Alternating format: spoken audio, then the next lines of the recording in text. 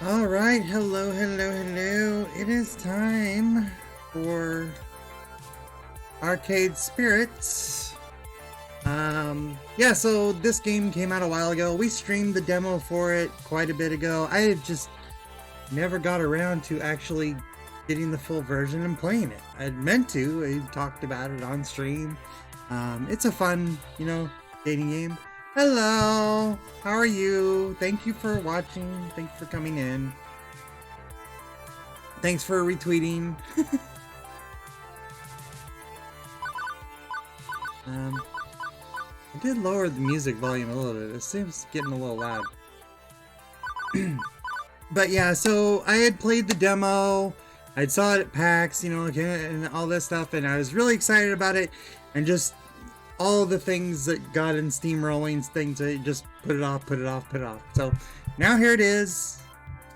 Time to get to actually play it. So there we go. I'm gonna go through and probably just restart my original character and go from there, go from the start. So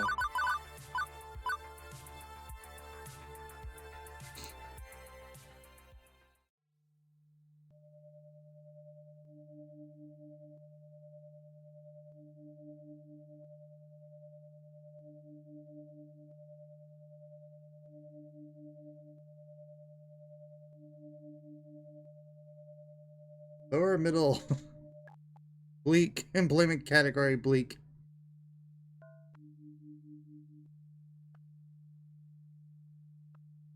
Ideal candidate for premium level assistance. Is it? It sure is. Even though I just checked that it was working a minute ago.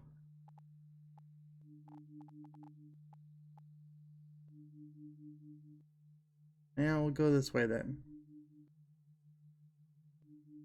There we go.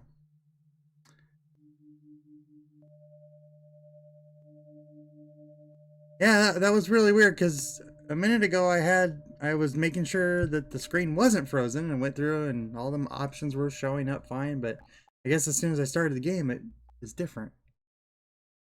But here we are. There we go. So,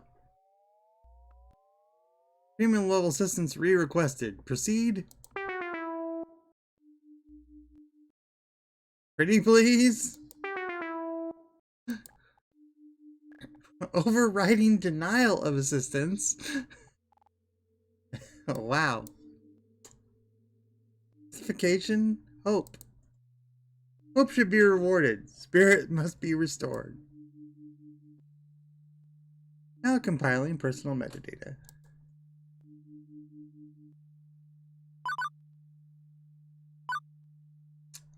Go ahead and do Ray. And majors.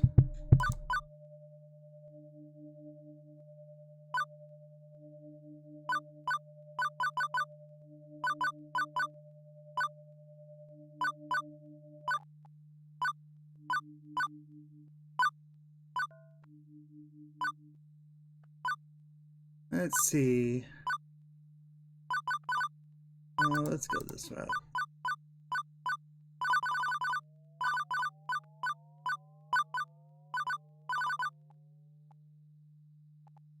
Hair color. So out there. I like that one. Beret.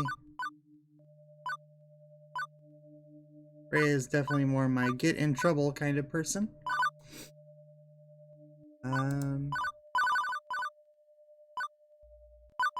Go more for pink or green.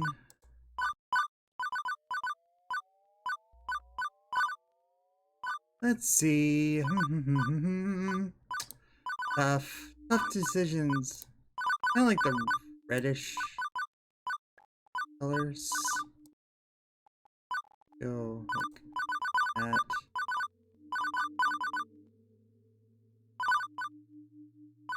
Back and forth I go. Can't make up my mind. There we go.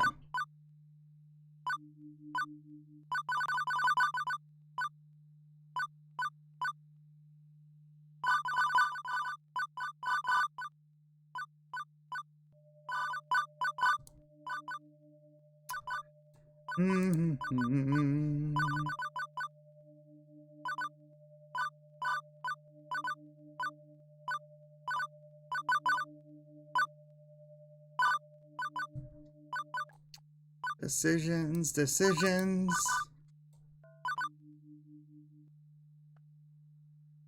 don't like that blue. I'm not settled on that hair color yet.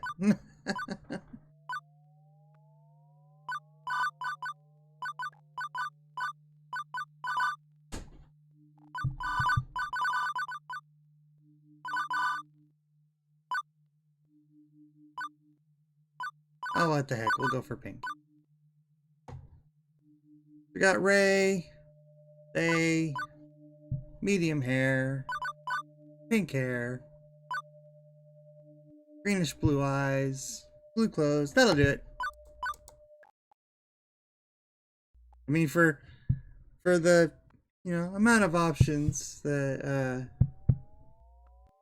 were available, I probably got that through character creation pretty quickly.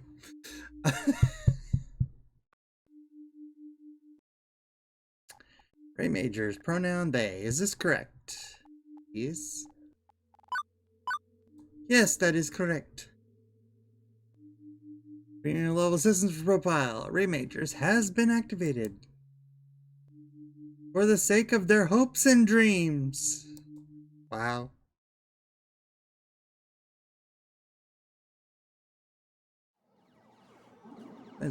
All references to trademark classic arcade games titles are used under nominative fair use. Yes, yes. I love the old arcade winners don't use drugs.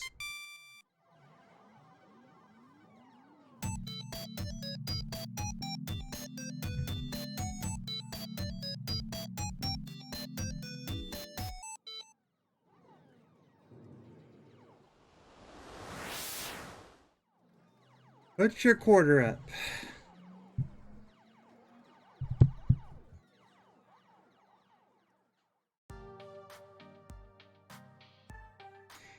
It is the future 20XX, a dark era in which mankind is pushed to the brink of catastrophe.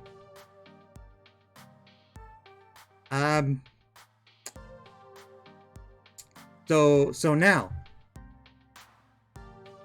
woe be the human race, plagued by evil, terrifying, utterly sinister.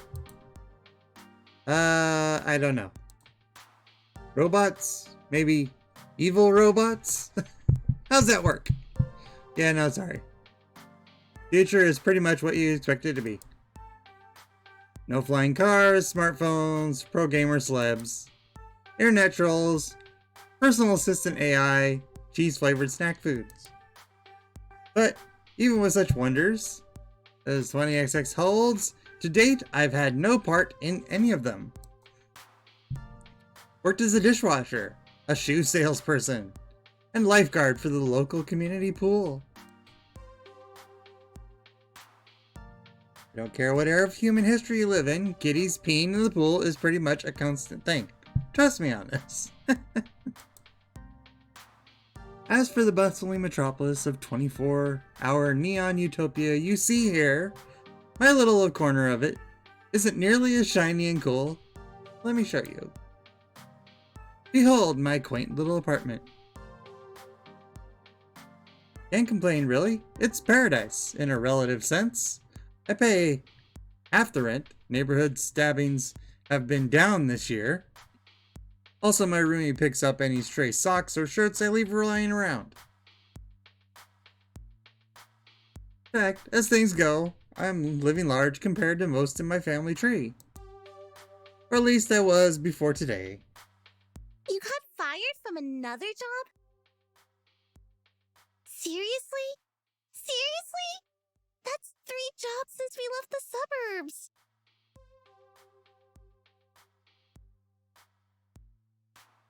The horrified-looking young woman there would be my roommate and childhood friend, Juniper. Juniper's the one who spearheaded this effort to co-rent an apartment. She's also the one who encourages me whenever I lose a job, like, you know, today. I don't get why you aren't more upset about this. I'm upset. I'm upset on your behalf. Come on, share the load a little, okay?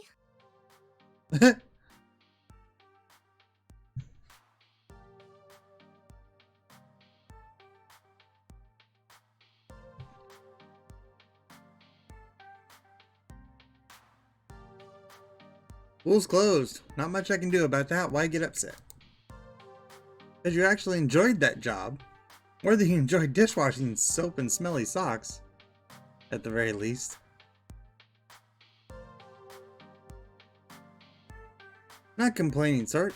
These things happen. Things fall apart. Center does not hold. It's a morbidly poetic, isn't it? I mean, the community center literally fell apart and the pool wouldn't hold water anymore. Ow!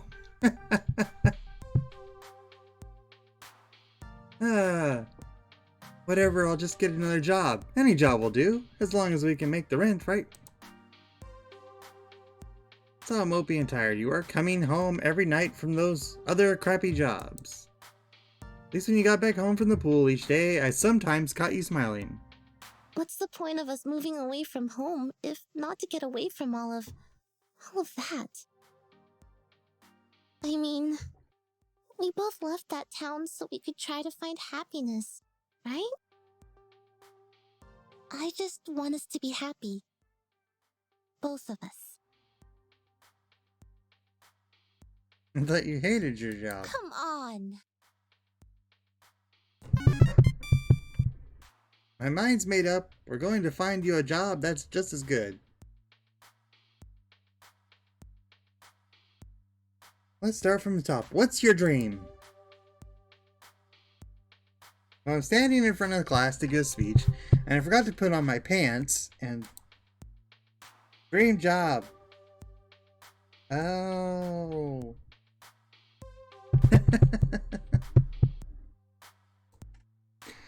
Oh, Juniper, I've never really given it any such thoughts. I've got it!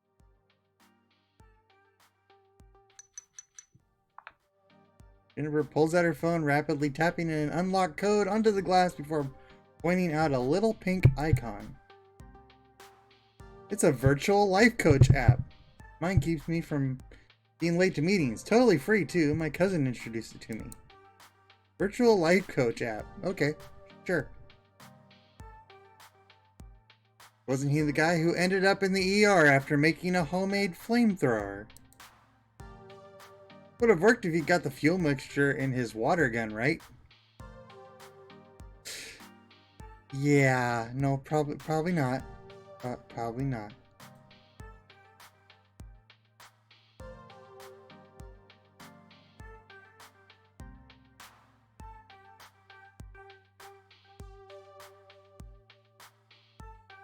Anyway, I'm sending a copy to you now. I got a pop-up an hour ago offering me 500 points just for recommending it to a friend.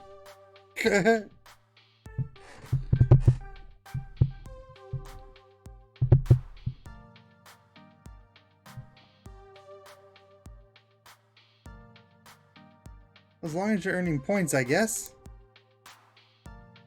That was weird. Screen flickered out for a second. At least give it a try, okay? Maybe it can point you at some good jobs. One with less socks and or urine. A lot of sock references in this so far. I'll think about it. But don't think too long, right?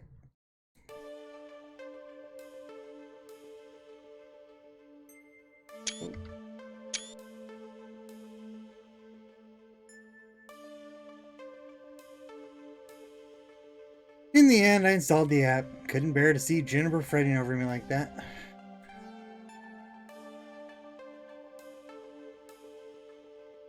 Oh, okay, it's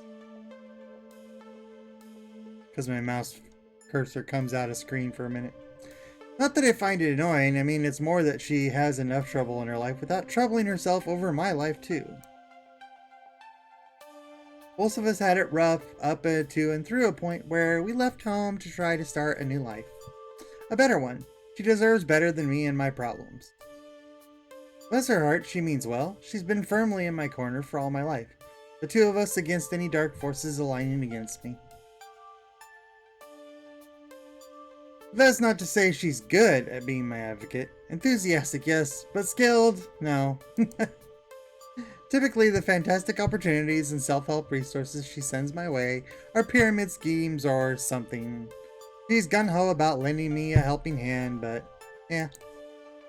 So the main reason I went ahead and installed the app was to make sure Juniper wasn't about to get her kidneys sold on the black market or something.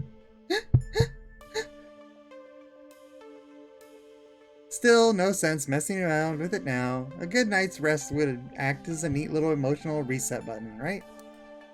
Right.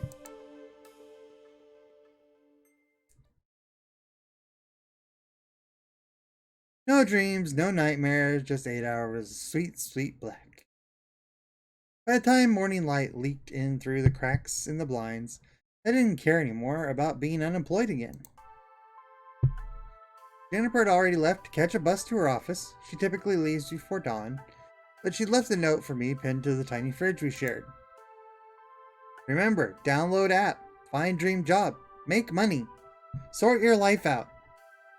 I believe in you.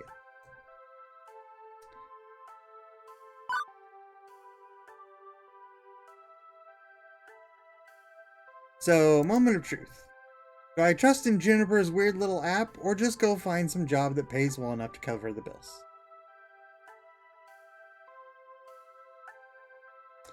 We'll go ahead and give the weird little app a shot.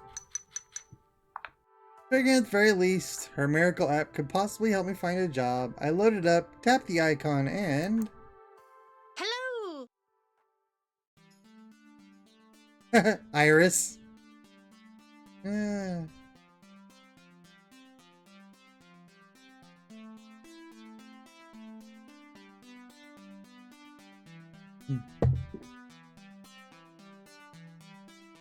Huh. Okay, see what I mean? Anybody else would freak out over a cute girl climbing out of their phone. Yeah, I went, huh. Also, it's one of the new kind of 3D screens, so you know, not actually magical realism here, very normal in the distant future year. Thank you for downloading Iris, your personal life coach. This is the ad-supported free version, sponsored by Pizza Yums. Did you know that when you have pizza on a bagel, you can have pizza anytime? Wow. Ah.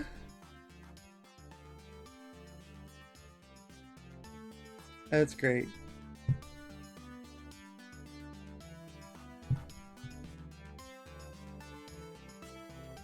Wow. Would you like to subscribe to Pizza Facts?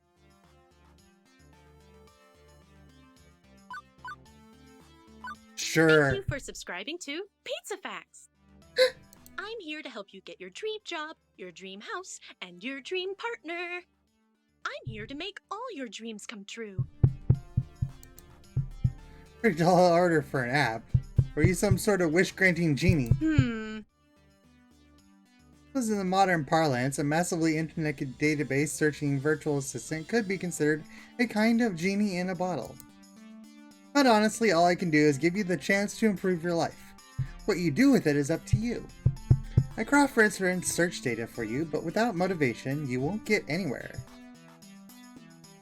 Using the power of pizza! Yes. I mean, last night was pizza night, so I'm all charged up with pizza energy. So we're good there.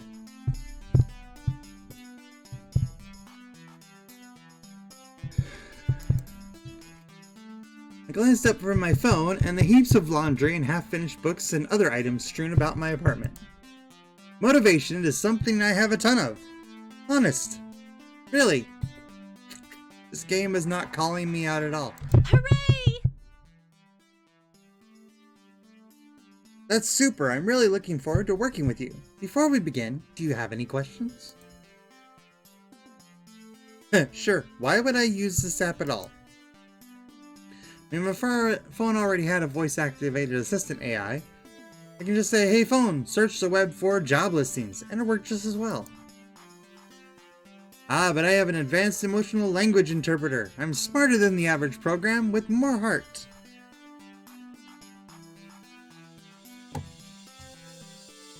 I can help you sort out your life by analyzing your personality and finding you a perfect path in life. All thanks to my glorious patent pending super duper identity identifier system. Identity identifier system. Okay.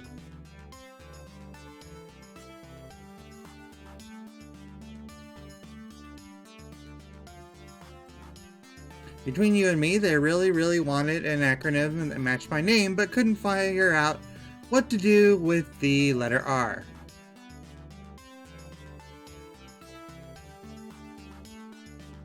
Would you like to know more?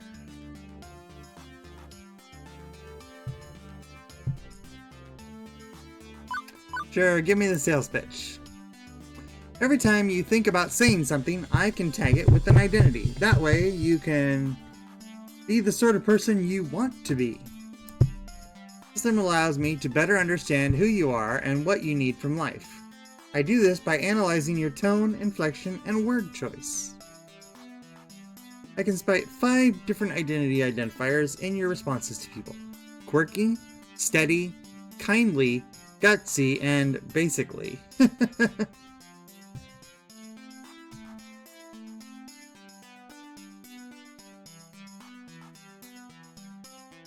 Sounds to me like your programmers also wanted a bunch of things ending in Y. That's correct! My branding game is on point. Quirky responses use jokes, snark, and sarcasm to make light of a situation. Just the thing for picking up someone's spirits. But a badly timed joke may not win over the room. Steady responses are sincere, honest, and logical. When you stop and think before speaking, you're on steady ground. But that might not take someone's feelings into account. Kindly responses are compassionate and empathetic, and gentle in nature. They're careful with the feelings of others, but they're sometimes a bit wishy-washy as a result.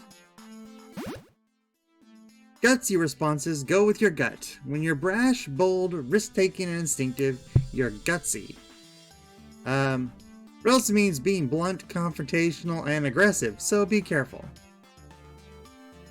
Lastly, you can always take a basically approach.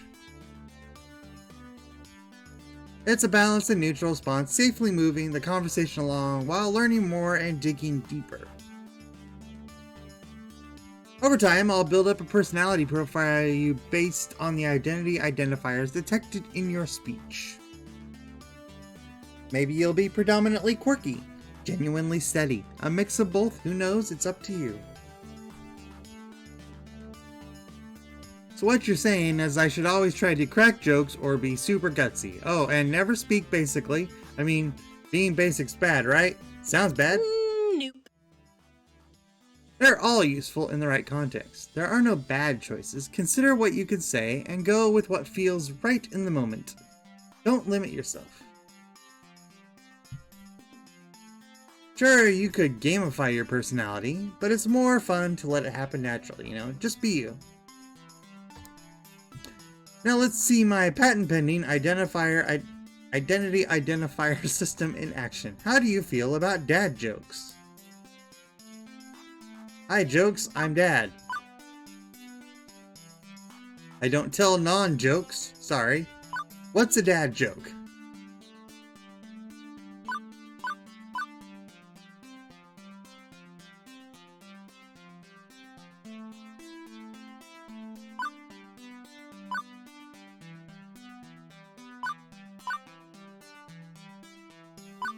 I suppose we can go... I'm a little leery to start out with dad jokes, you know.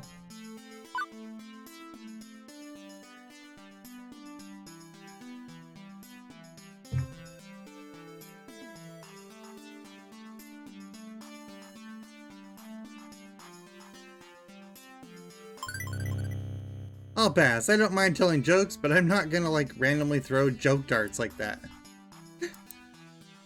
Yeah, I don't dig jag jokes either. I prefer limericks myself.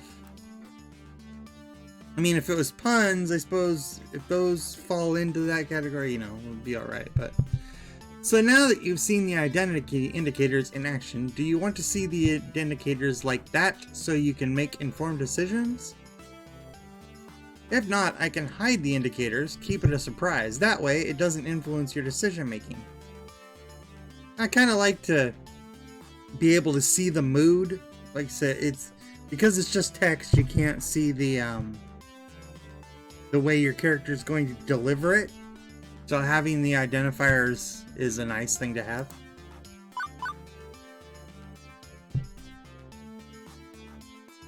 Might play it another time through without them. This time I'll go this way. Okay, you'll see indicators in all their glorious color. What if I'm colorblind? That's why they're also uniquely shaped icons. Don't worry, I got your back. Anyway, as we go along, I'll analyze and tally your identity identifiers. I can't say that. Like, I can't even say it slowly, let alone fast. In fact, let me show you now. Good work.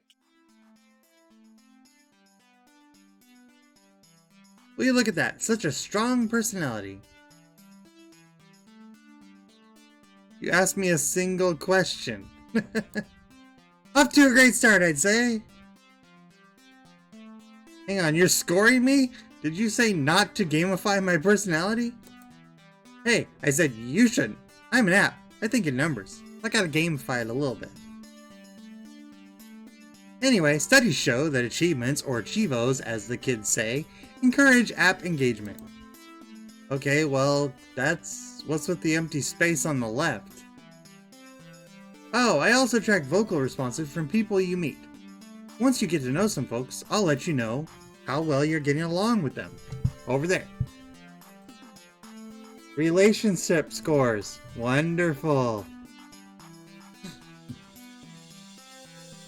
I like pretty much everything you say right now is very basic, right? So will you also tell me what the correct responses are to avoid making enemies? Or do I need to go and find a walkthrough for the vast game you're making of my daily life?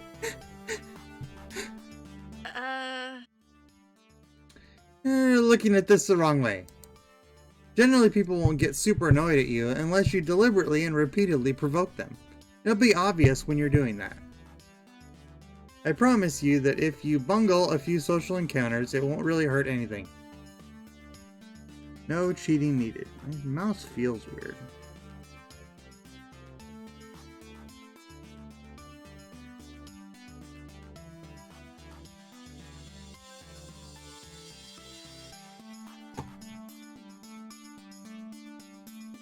You can access your scorecard anytime you like with the Q key, or click on the score in the upper right corner of your screen.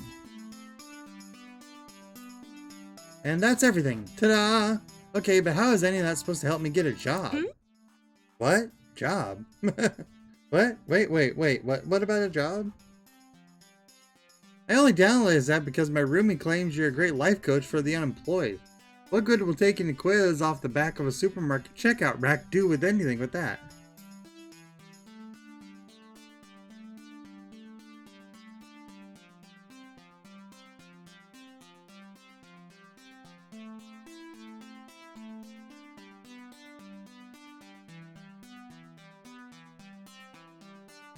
Why, it'll help me understand your spirit, of course. You can talk to ghosts? Is there a ghost in the room right now? Am I a ghost? It's a reasonable question at this point, right? You have to tell me if I'm a ghost. That's the rule. Do you see dead people, Iris? Do you? silly. I mean your spirit, your hopes and dreams, your life's passions. I can even help you find romance. Romance? Seriously? Trying to find a job here. Seriously, often you can find your soulmate and your dream job in the same place. But if you'd rather focus on gainful employment for now, that's fine too. Workplace dating, well, that's a recipe for disaster, and hitting on coworkers right from the day one can be kinda awkward. Or am I looking for love and ready to start right out of the gate? Never get a second chance to make a first impression. If I meet the right person, why put it off? How do I want to handle this new opportunity? Sure, I'm open to the possibility if I meet anyone nice. Let's stay focused. I'll play it cool on day one at least. I'm just not interested in romances.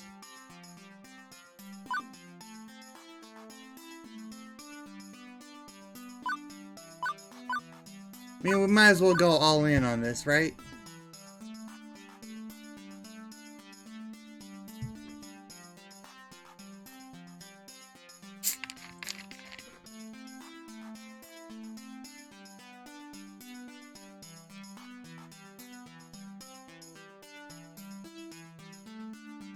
The playing it cool on day one might be nice too, but I can see this quickly turning into the I have to play this 500 times. Because I'm not even out of the tutorial yet, and I'm already like, well, I could go this way, or I could go this way, or I could go this way, or I could go this way. I think I'm mature enough to juggle both at once. Why not?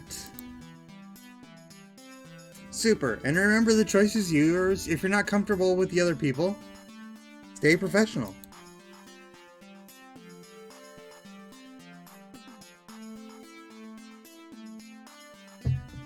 Now let's get started. To finish analyzing your personal history, please authorize me to read your social media feeds and personal information metadata. Ah, I knew it! This is some kind of scam. I'm going to wake up in a bathtub of ice missing a kidney. Sure, I can help you register as an organ donor. Bad command or file name? Oh, you were being sarcastic. Sorry, I haven't quite finished analyzing your personality. I couldn't tell. Relax, I won't share your information with any third parties. This is strictly so I can find your dream job. Am I authorized? Another wonderful Juniper recommendation here, just like the 17 self-help books on my shelf. Still, 18th time the charm, right? Yeah, go ahead. Please enjoy this recorded music.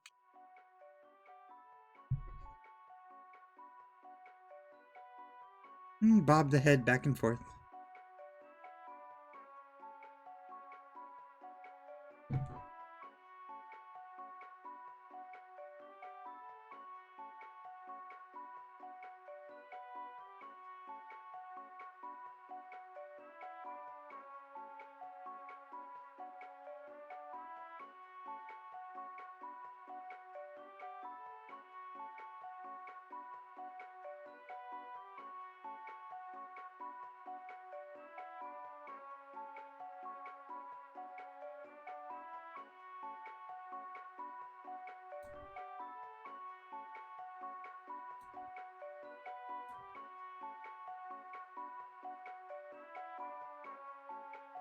It's a progress bar here. So do I just stand here, or... Thank you. Thank you. I've identified your dream job and arranged an interview. 30 minutes from now. Go! Please put on some nice clothes. Nicer than those, please. I don't think that's too much to ask. What? Free interview, silly. You want to look your best. But we just... Okay. How did you land my dream job in 20 seconds? Simple. I'm awesome like that. Now, get a move on. Tut tut. You need to catch the 8:20 a.m. bus, and that's 9 minutes away. Well, this is happening. But I do have a chance to get off this runaway train. Nobody says I have to obey my new digital fairy godmother. I could delete the app and go find a real job. That'd be the safest option. I could.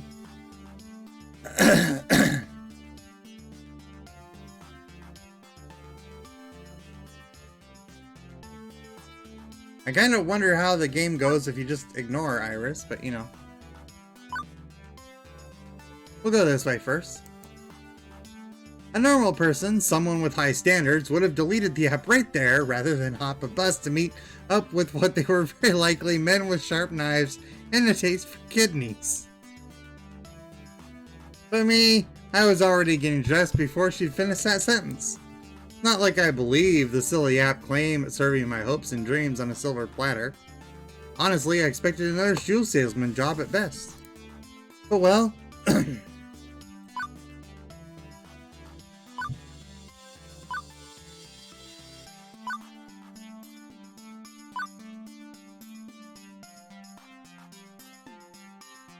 So, I'm either what is my dream job anyway, or what the hell, let's do this. I think I'm more on this one.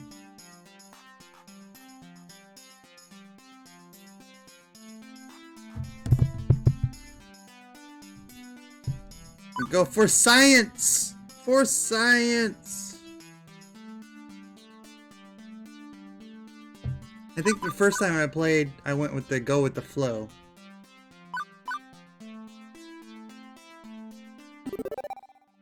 As much as I genuinely enjoyed being a lifeguard, I can't say I've found true direction in life yet. I'd assumed I never would, honestly. When I was young, yeah, I guess I had hopes. I had dreams, maybe even what Iris called a spirit. After things went south for my family, I learned to put all that aside, but assuming Iris wasn't out for my kidneys, what if it's not too late? So I thought, one last time I'll have some optimism, some faith.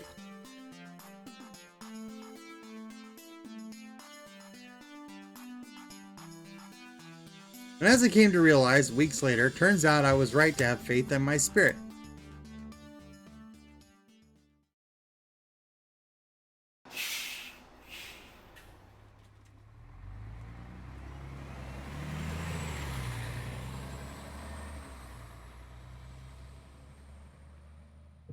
The bus drops me off, oddly enough, not very far from Juniper's office building, although my destination isn't nearly as upscale as that. For rent, for rent. For rent, for rent. Boring clothing, loan office, and attorney. At least we got a bookstore, right? This is, well, it's a strip mall. Strip malls are a relic of 19X, place where a random assortment of weird little businesses jam as many of themselves into a tight space as possible. For instance, I'm seeing a dentist, a used bookstore called The Whole Story,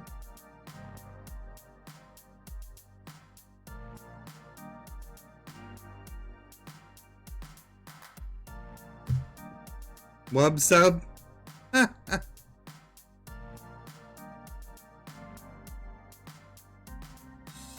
And a boarded up health spa once called Lattes and Enemas, which sounds...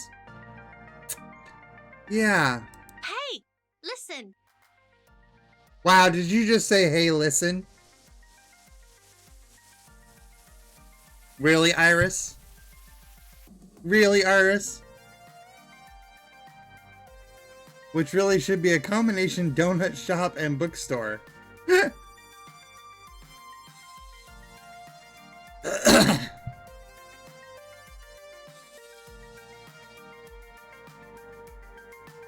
I think that's two things no human should ever combine.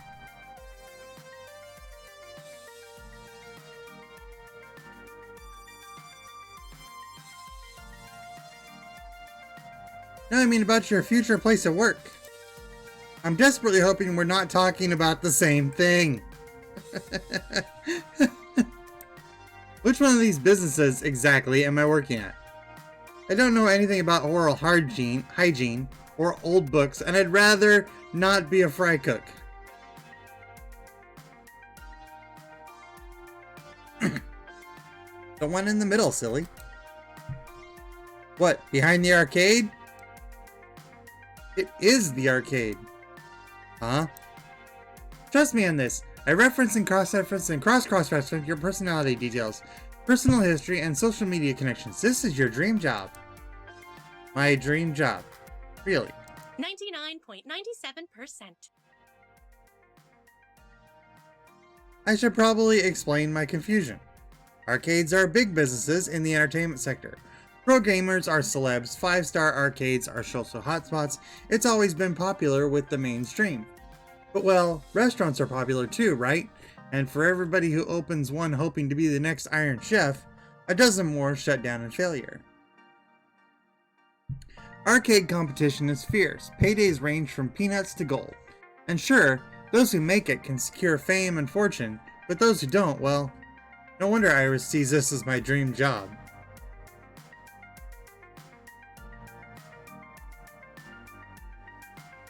Video games weren't always that popular though. I read an interesting article about it once. Back in the year 1980X, we narrowly avoided a serious industry crash which would have left video games as a kid's toy fad, like hula hoops. No mainstream acceptance. For instance, one of the factors could have been a terrible game based on a kid's movie about a cute alien visitor who wanted to phone home.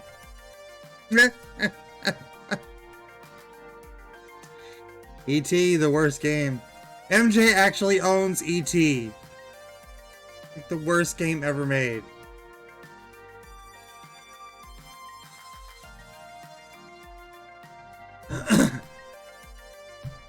If this game was complete poop butts, like poop from a butt, and massively overproduced, it would ruin video games for years.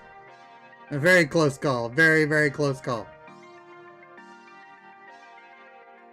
So every game was Yar's revenge, is what we're saying.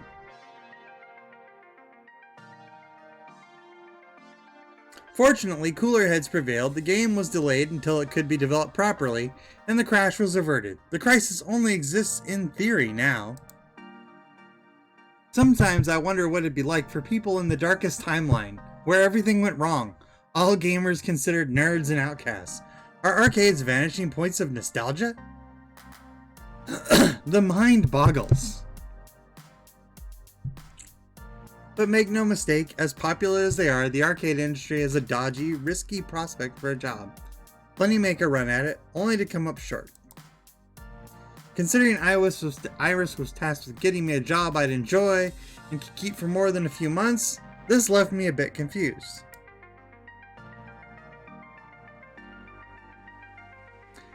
Iris, this isn't me saying no. It's an interesting prospect, but... Are you sure about this? You say you're 99% sure? 99.97%. 99.97. Won't this be like my lifeguard job though? Satisfying but short-lived? This arcade doesn't exactly look like a 5-star. It's no Deco's Palace, that's for sure. And to be perfectly honest, I haven't set foot inside an arcade in...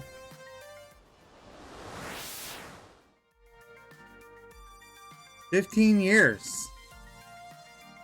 I remember really enjoying arcades when I was a kid. I wonder why I stopped going to them. Iris interrupts that thought, eager to show off her homework. My sources say yes. When I was 99% sure, I meant it. That's not some arbitrary number. I designed to be in a bit silly and whimsical, but my math is deadly serious. Deadly serious. Be deadly serious this time. Scott Pilgrim reference.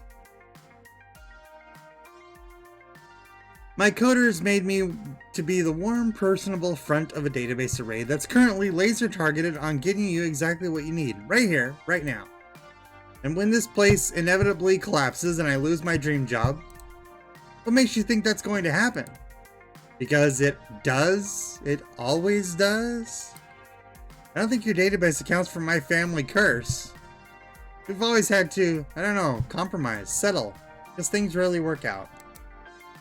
You always have to be ready for the worst. It's why I take things in stride these days.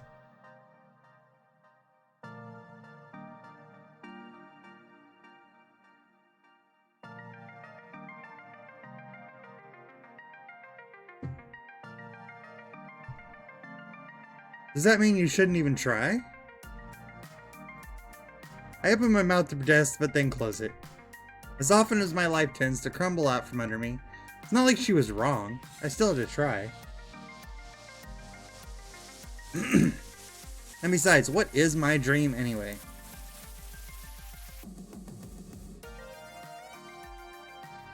That's what I was asking myself when I left the house this morning. I don't know what I want from life. I've been coasting aimlessly for years.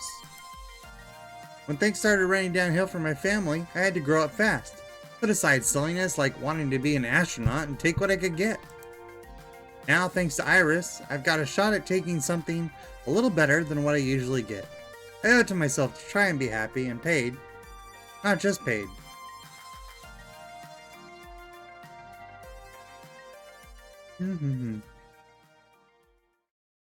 So I opted to push on through those doors and see what waited for me on the other side.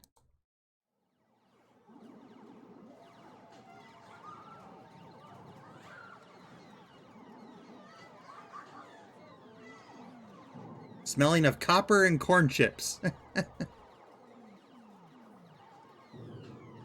As it's early in the morning on a weekday, it's not too packed with gamers. Although it's so packed with games, I'd probably have a hard time finding anyone anyway. At once, I'm struck by something odd. I actually recognize most of these games. Neat. Considering I haven't walked into an arcade in over a decade, that's probably not great. Lots of vintage stuff here from the looks of it, like really old. Although I don't recognize that game with the stage lights and things. Maybe it's karaoke or dancing, a Japanese import. My sources say yes. The showcase stage, a collaboration of Nihana Heavy Industry Concern and Hubris Records in Germany. It won a lot of awards. Huh. Is seriously a Mr. Moopy's Magic Maze? But the one in the middle with the split screens is new to me. Fist of Discomfort!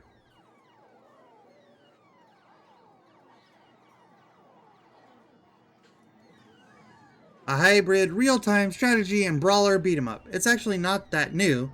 It's been a staple of esports scenes for the last 8 years. Two genres I was utterly lousy at last time I checked.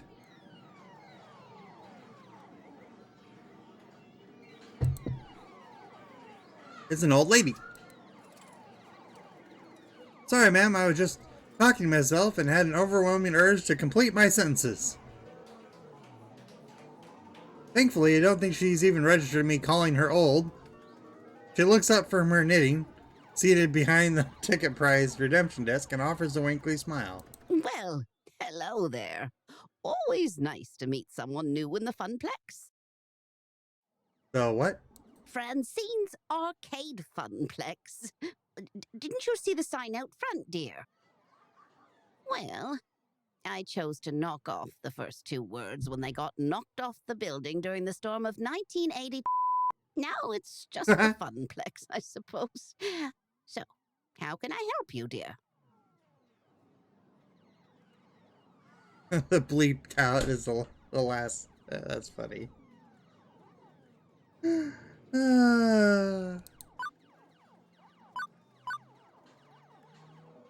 A Funplex, is that when you suplex a clown?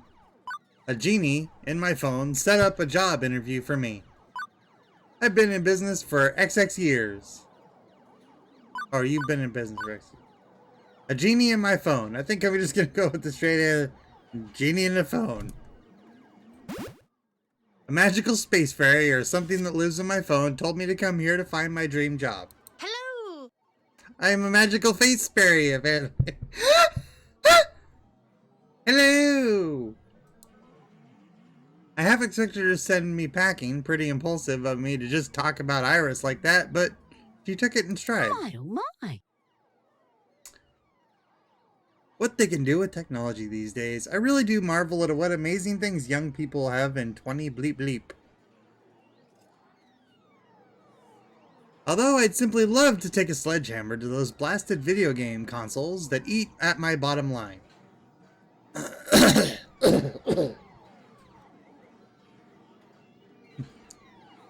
She said with such a kind-hearted and warm smile.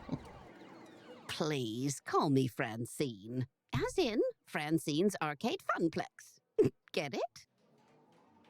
Actually, thinking about it, I suppose we were originally Frederick's Arcade Funplex, named after my dear departed husband. Who hopefully she didn't bash with, like, the console. Sadly, he died peacefully in bed some years ago. I'm sorry to hear that. Oh, don't be.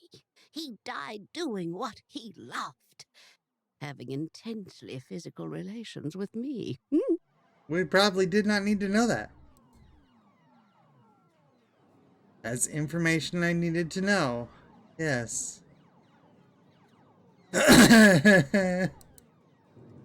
Three majors, ma'am. Very well. Shall we retire to the office to conduct your interview? I'd carried one out here, but it's rather noisy, isn't it? Yeah, about that. How do you deal with the constant noise anyway? Eventually, you just sort of learn to filter out all the beeps and boops. It can take a few weeks to become acclimated, I found, but in the end, done. And the bleeps and boops are gone. Well now, that's faster than the others, not bad. So, shall we see what you're made of? This way, please. I was gonna say, I barely noticed them until they actually said something about it.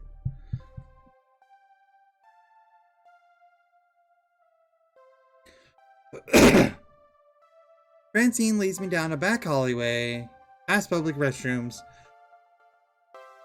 where the kidney grabbing will occur, and into a door marked employees only. Takes all my restraint not to point out the extraneous apostrophe.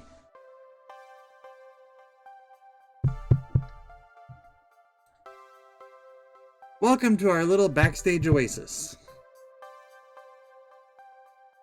I suggest we do this in Gavin's office, but it's a bit too untidy.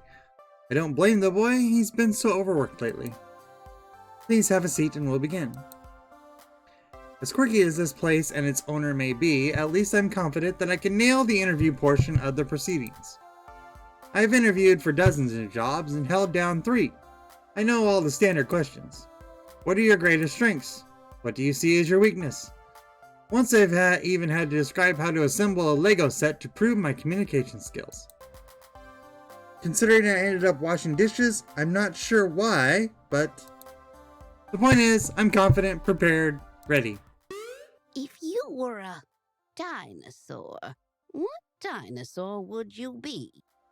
What dinosaur would you be? What? If you were a dinosaur, what dinosaur would you be? What dinosaur would you be? Right. Okay. Maybe this wouldn't be a typical job interview after all. No problem. Go with the flow. Let's do this.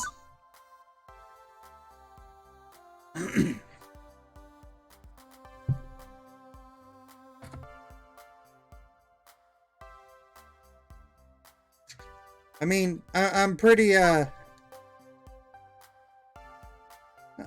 I'm pretty good with the flying, you know? That's good. Flying's right, good.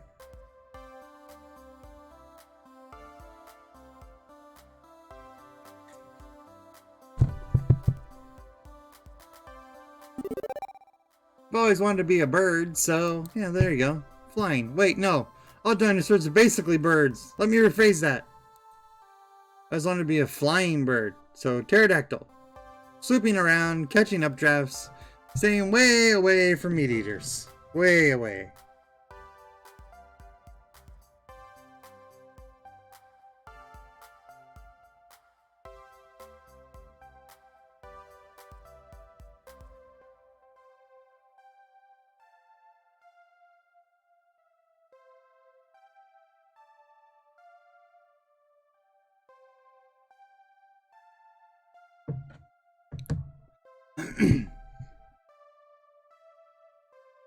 Really? How exciting.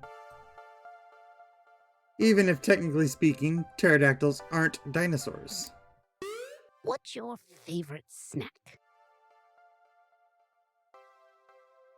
This was a favorite food question. I've had this down easily. It's tacos. Always tacos. But snacks? When you have pizza on a bagel, You can have pizza anytime. Hush, you. Come now, dear. I don't have all day. Pretty good thought. Well, how could I forget about my favorite snack? Tacos are still my favorite snack. Tasty apple with almond butter. Whatever munchies lurk in the depths of the vending machine. Yeah, we'll go with that one. I'm not really like a, I have to have a certain thing, other than, peanut butter by the spoon, but I'm not picky, really. Whatever calls to me most is what I choose, whether it's Flamin' Hot Cheetos or gummy bears. Yeah, I can see that. It's kind of my thing. You know what they say, you are what you eat. Cheetos and gummy bears. But also Flamin' Hot. Nothing I prepared for has helped me plan for this odd interview. I braced myself for the next one. What assets can you bring to the team during the inevitable zombie apocalypse? Okay.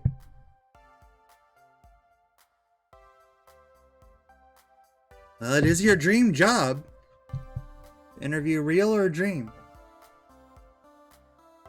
A look into Francie's deadpan expression, I know she's 130% serious.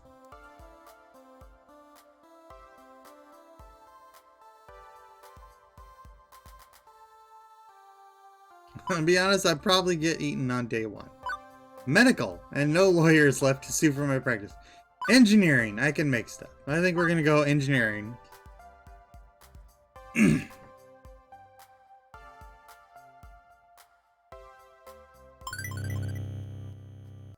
I'm essentially MacGyver. DM. I can make anything out of string, a match, and a screwdriver. Don't forget duct tape. Especially if what you want is a screwdriver wrapped in burning string. Good. We'll need someone to build makeshift defenses and think quickly in case we get surrounded.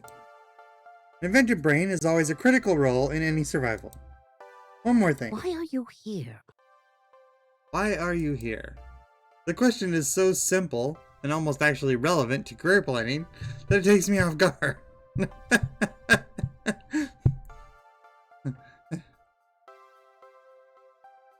This question actually makes sense amongst all the others.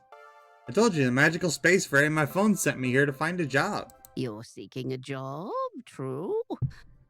But that doesn't really answer my question, does it? No doubt. You think my interview questions are a bit silly, but I like to think of the Funplex as more than a collection of tasks and people to perform those tasks. Most folks my age opening arcades at that time saw it as just another way to make a quick buck. But, well, I saw it as something else. Something more than a way to make a large pile of quarters. And I expect you'll find the others working here see it as something more too. Everyone has a dream they're chasing, dearie. And for my friends, it lies within the Funplex. Now, if all you want is a paycheck, I can provide that. But the last fellow in your position, that's all he wanted. And he didn't last long. So I ask you again, why are you here?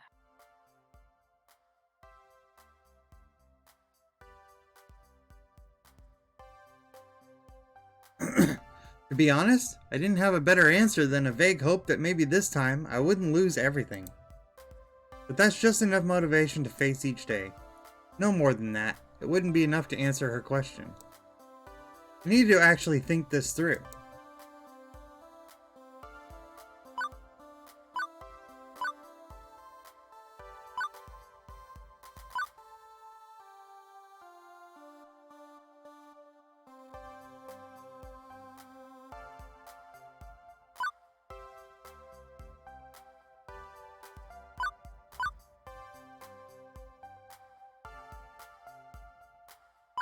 These are hard ones. It's a funplex, a flex of fun, and I like fun. It's a little too wishy-washy. This one's a cool one, but I'm leaning towards more I don't know yet, or I'm looking for hope.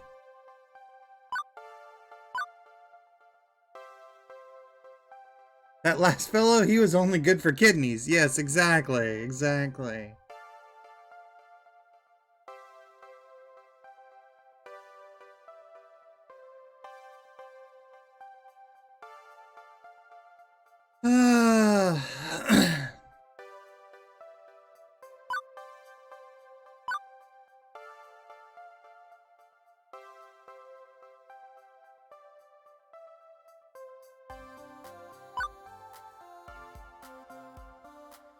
Let's vary our personality a little bit. I feel like my life's been in a rut over a decade now. I don't mind.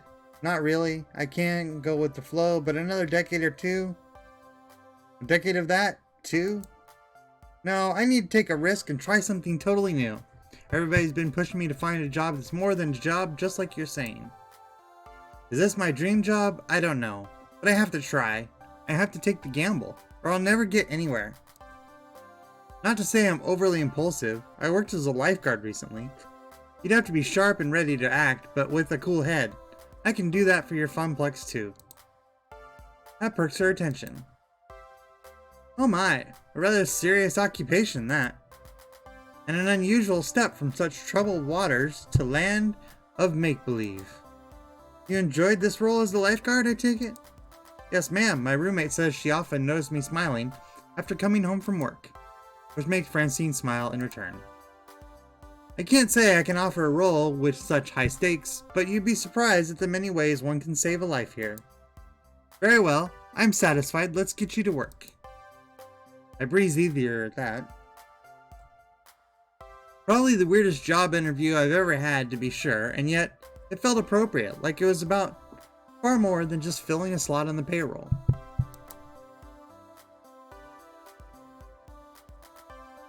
Francine leads me back to the arcade floor to introduce me to my duties. It only occurs to me now that I forgot to ask exactly what duties this mystery job I'd accepted really involved.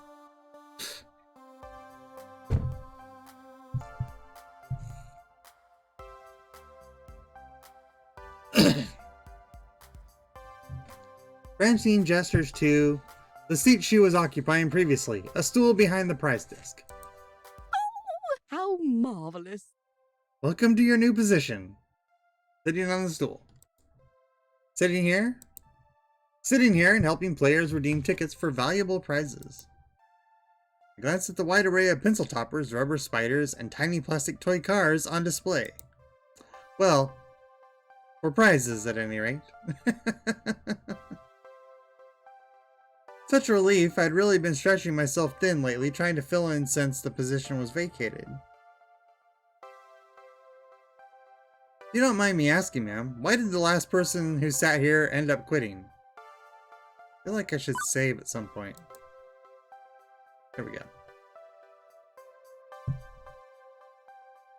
Something about being so bored out of his mind that he felt jamming one of those 500 ticket plush dolls down someone's throat. Lovely. Oh, such a shame. Poor dear, he just wasn't cut out for this line of work. Grandson or no, I have no patience for such nonsense. I'm sorry the last person to work this desk was your grandson? Anyway, Gavin should be by soon. He'll handle paperwork and all that administrative nonsense. Now, if you don't mind, all this talking's tired me out some. I'll be in the back office if you need me. Okay then. That's a big smile.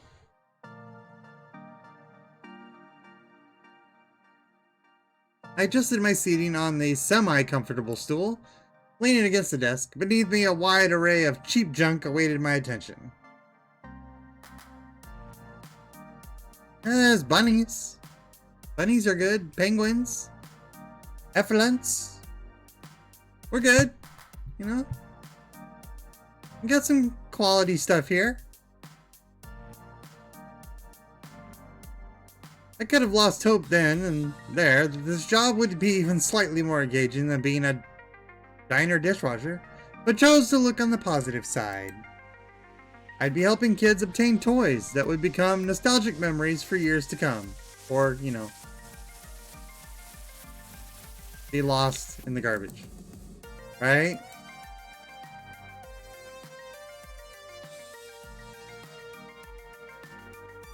Any minute now.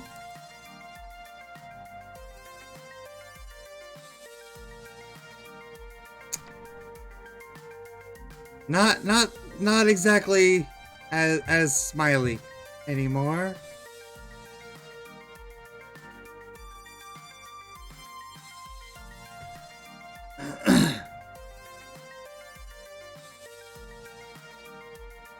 I crave the sweet embrace of death.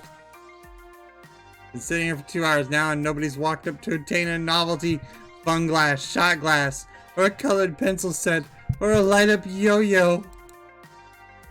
Lunchtime's approaching, and so far the only people walking in and out of the arcade are a few stray adults with no interest in cheap friendship bracelets.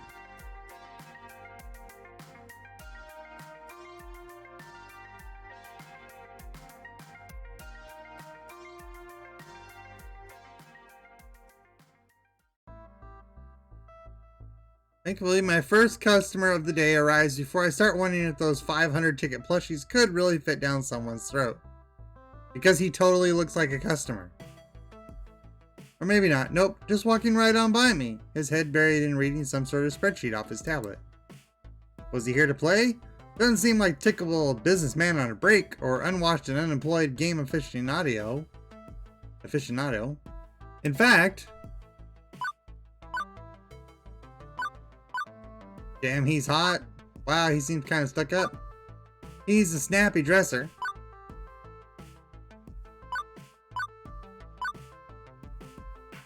Most guys I know are content to toss on a t-shirt and jeans, not this guy. Even in an arcade, he's sharp like a linoleum knife.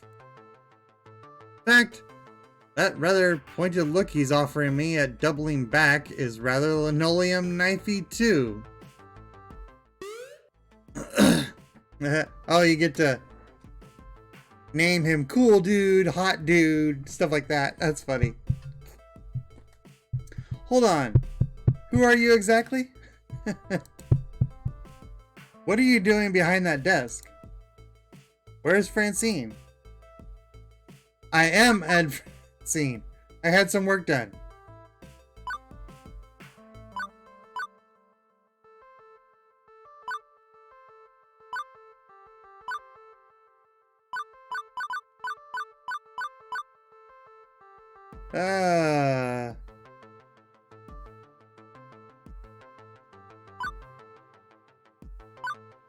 That's a tough one.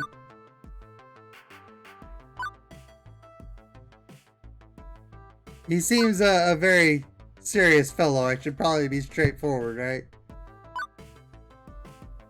We'll go for the fun one. I am Francine, dear. The wonders of plastic surgery. I think not. Kidding. I'm Ray. They hired me to work the desk. I'm a Grant Hudson's replacement. He doesn't look pleased with me jerking him around like that, but nods with satisfaction anyway. Good to hear. About time. I was wondering how long she'd have to work the desk. She got gusto for an octogenarian and loves working the floor, but sitting here all day handing out toys and dealing with problems wears her down. So she explained the job to you, gave you the papers to sign? Said Gavin would handle that stuff. Well, that would probably be Gavin. He rubs his forehead, feeling a headache coming on. That would be me. I'm Gavin Cooper. I'm the business manager here at the Funplex. I make sure we manage to keep having a business rather than a pile of rapidly collapsing fiscal mistakes.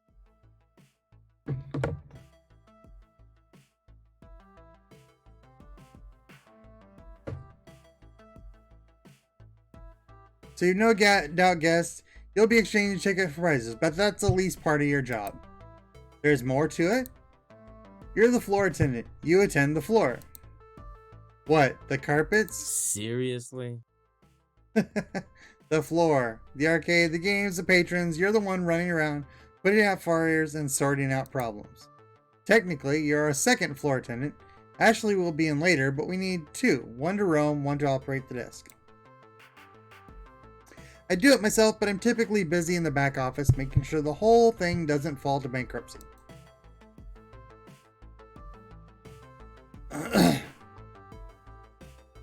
That's why Francine loved filling in. She's a people person. She loves helping out in a pinch.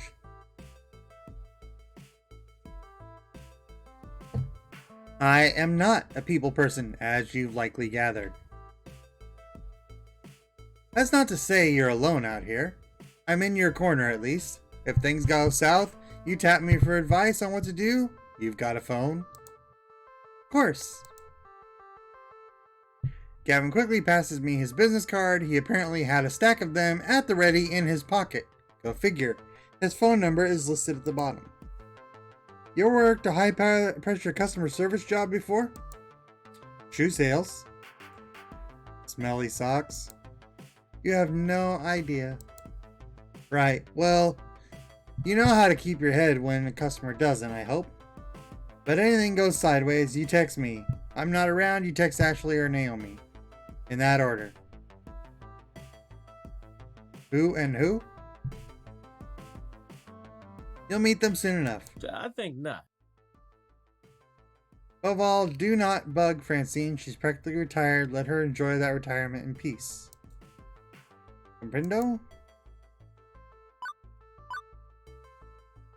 Relax, I got this. Stress feeds me, makes me strong. This isn't my first pony ride. You can rely on me. But 911 for huge emergencies, right? This sounds like something I would actually say. Not my first explosive ordnance test. I've worked retail and food service, and I've worked as a lifeguard at a pool. Managing stress in difficult situations, even life or death ones, is something I've got experience in. You can rely on me. Gavin nods approvingly. Indeed. Good, I like to hear that. You can handle yourself and exercise good judgment. You'll last a hell of a lot longer than the last guy who sat there. If you stay clear and honest with me, do your work, do it well, we'll get along swimmingly. I have enough problems keeping this magical arc of hopes and wishes afloat. Please, don't add to my problems. Magical arc of what now? The expression softens somewhat afterwards. I take it Francine told you her theory, that this is more than just a job, more than just an arcade. That's my understanding. I'm not into dressing up words. I like to speak plain. If I'm curt, then that's because optimization is a factor of my job. Everybody working here wants to work here. This is where they belong, one reason or another.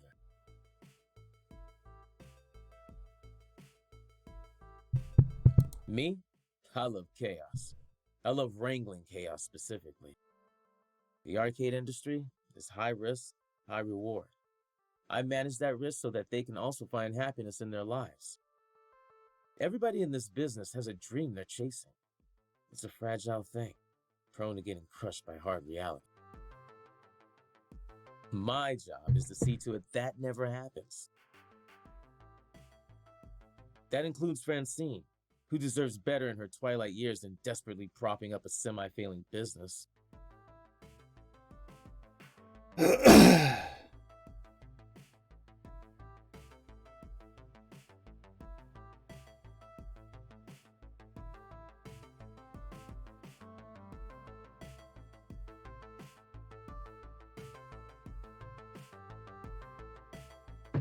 So, you find some value in this place beyond your salary, or you'll burn out.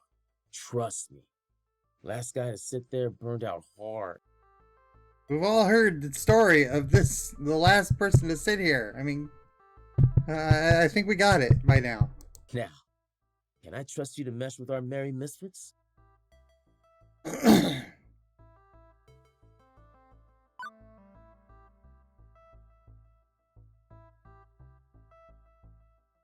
I don't think we need to be asking why he's so aggressive.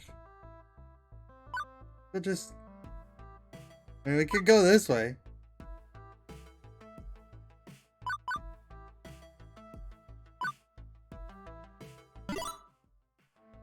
You won't have any issues with me. I'm a solid worker. Thank you. We can build from there. You go prepare your paperwork. Technically, you shouldn't be working until we crossed the I's and dotted the T's, but... Crossed the I's and dotted the T's. But since I'm already sitting here, you'd rather I stick around. That would be accurate. If you're willing to fudge things a bit and work today anyway, it'd help us out a lot. Now, if you don't mind, Naomi likely could use a hand in the workshop. A good opportunity to introduce yourself as well. Got it. Wait, someone else is here? I haven't seen anyone else. Yeah, that sounds like Naomi. The workshop's through the door there, the one next to the UFO catcher. The crane game, to use layman's terms. Satisfied for now, Gavin heads in the back, presumably to the office to go crunch some numbers.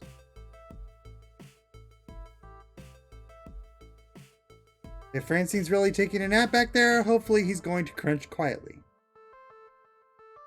My first coworker ended up being slightly less cool of a guy than I thought he'd be, but he's not a jerk, definitely. I get where he's coming from. Plus, I've known really blunt people before. It's easy to mistake them for jerks, especially at first glance. I figure I can give this guy an honest chance. Anyway, I should go meet my next coworker, this Naomi that he mentioned, although I could swear Francine and I were the only ones here until now. Double door, also marked employees only, also with an apostrophe, leads from the arcade's floor to what feels like an industrial area of some sort. I turn the handle and step inside.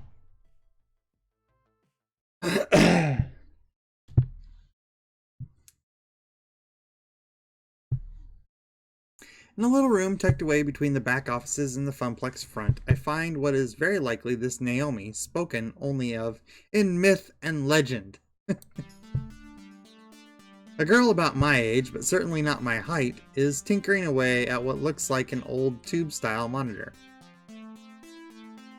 Didn't realize they had so many circuits.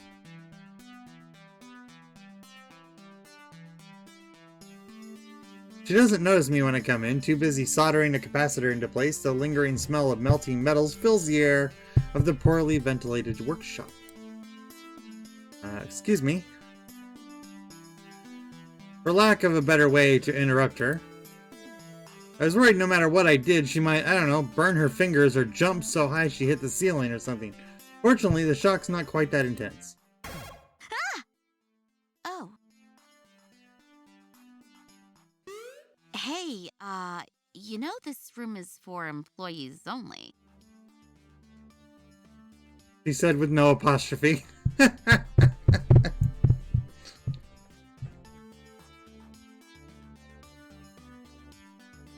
Are you lost? Do you need something?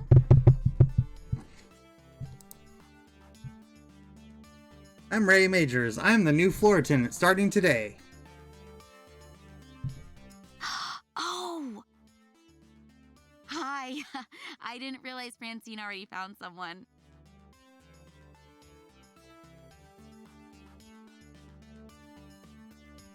I guess I forgot to check my text.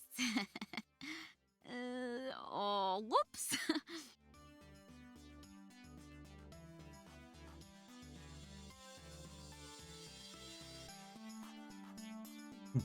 Huge stack of green notification messages lie in wait.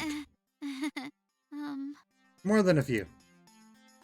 One thought comes to mind on actually seeing her.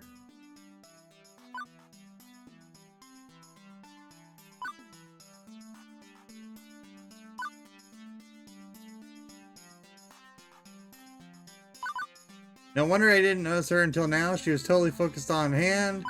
Oh my god, she is so cute. I just want to hug her, but that would be super inappropriate.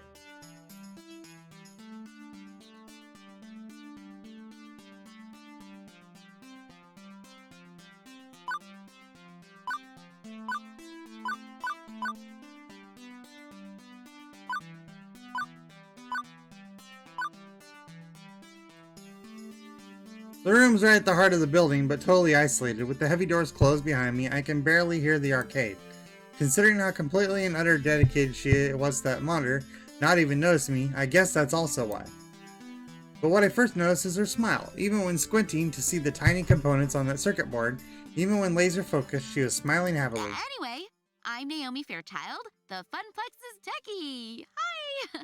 Pleased to meet you. I was expecting Gavin, though. He usually checks up on me about now. He's busy doing strange things with numbers. Ugh, yeah, that sounds like Gavin. I take it he sent you along to help? Great. Give me a hand with this monitor. It's really heavy, and I'm still paranoid about dropping it after what happened last time. Really? What happened last time? Well, I dropped it. I dropped it. That'd be why she's worried about dropping it.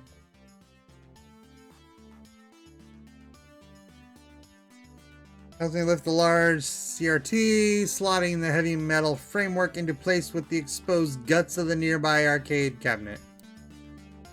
Once done, she starts hooking wires back up to other wires. There's a surprising number of green circuit boards in that largely hollow wooden shell. First time I've seen one of these things, it's weird. Lots of empty space, a couple large slabs of circuits, and that beefy monitor.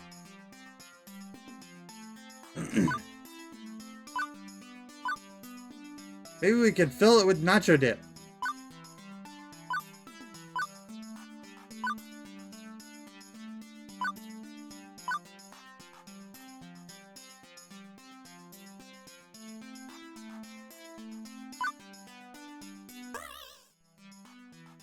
Let's pack the baby with some thick, tasty guac and have a nacho party. No.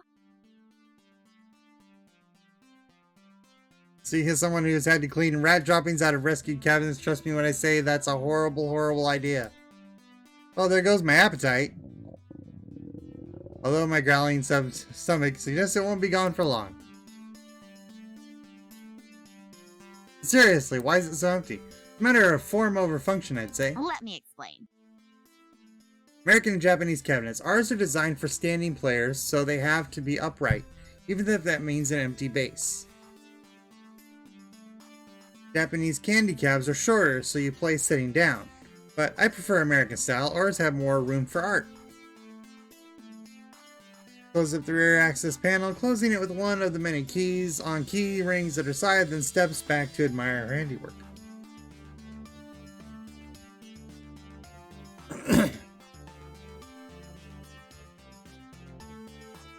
I did like the sit down ones though, like especially for like Miss Pac-Man and stuff. That was fun. They had some of those at Fuddruckers, so they were basically like tables that you can play video games and eat on. That's pretty fun. So beautiful. Classic midwife style. Look at those sharp angles, the side art decals, the bold font on the marquee, the bezel artwork, the what on the what and the what artwork. With a sigh, Naomi points out key features. The strip across the top with the game title, that's the marquee. The artwork it wraps around the monitor, that's the bezel. And you see it too, right? How beautiful and cohesive it all is. Working in harmony to give its game its own unique feel, its own experience.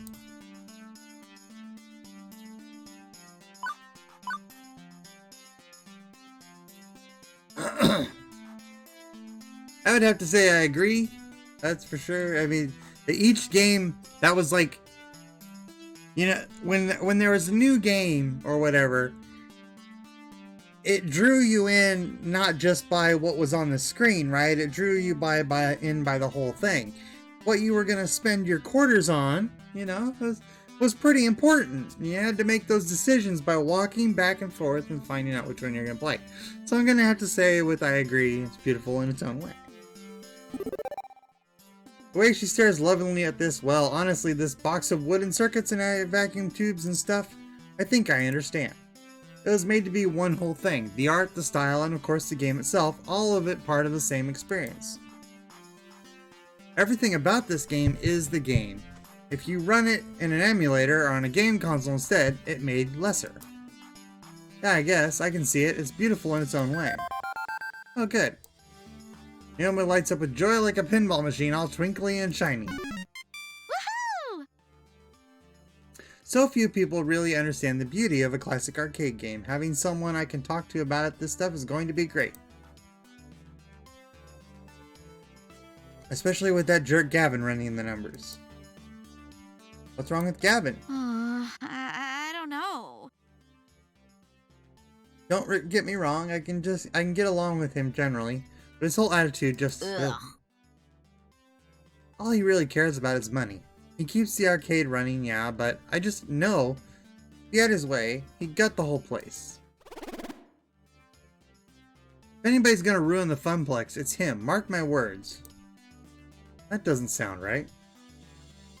He seemed easy enough to get along with, and what's more, Gavin gave me that whole speech about protecting their dreams. This looks like a pretty sore point here, a long-standing argument that the new person really shouldn't get involved with. And yet, I'm involved, aren't I? I have to work with both Naomi and Gavin. So I'm not sure I should prod at it, but I kinda want to know.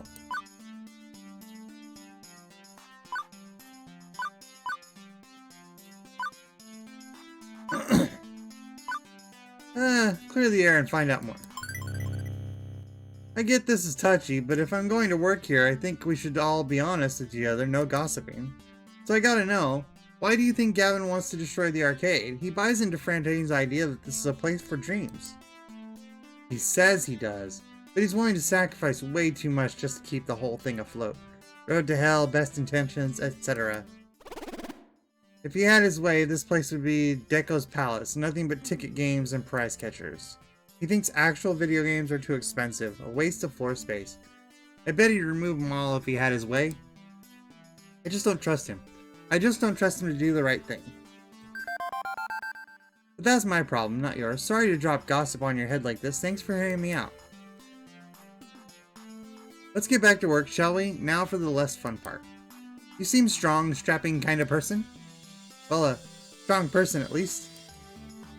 Well, you're a person. That's enough. I'm semi-insulted then?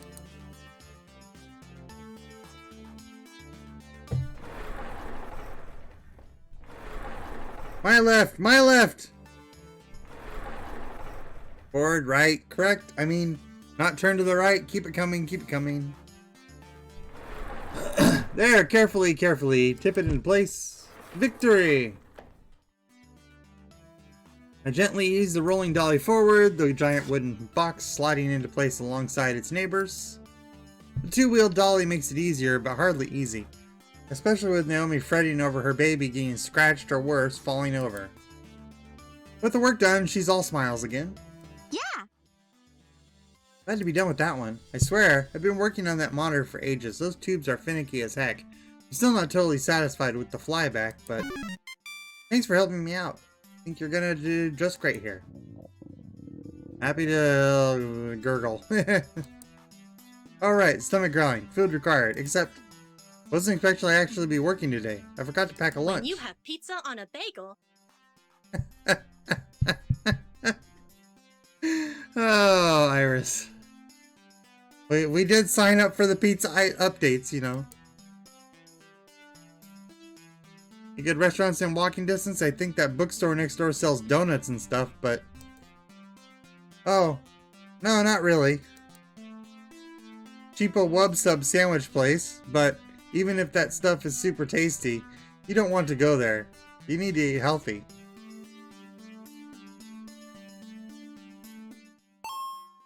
Wait right here. And she's off. And she's back. Lunchtime, here you go. Presses a box of lunch into my hands. It's a bento box. I learned how to make them from my mom, who learned from her mom back when they lived in Japan. Rice and pickles and all sorts of good healthy things. Wait, you're giving me your lunch? Sure, why not? And yet, when I first walked in as a stranger, she looked super uncomfortable with me. That escalated quickly. What do you have for lunch then?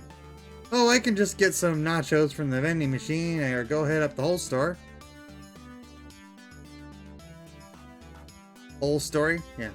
Next door? I've got a book delivery to pick up anyway. But you said eating healthy was important. See ya.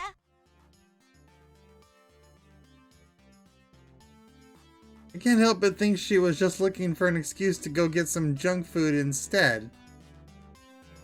I say Naomi definitely fits in with Frame T's ideals for this arcade. She's got a love for these games and it shows.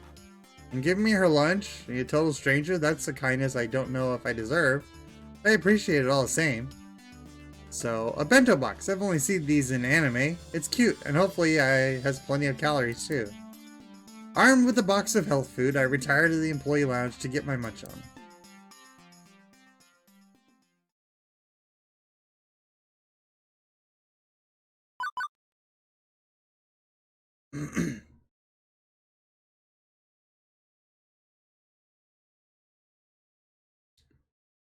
The room where I had my bizarre job interview will suffice for food times. It's not much. A few folding chairs and a kitchenette, but it'll do. Heartily famished by this point, I have a seat and unpack my lone lunch.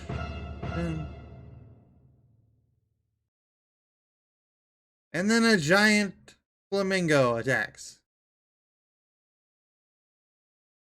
Oh wait, death, coherent screaming, incoherent screaming.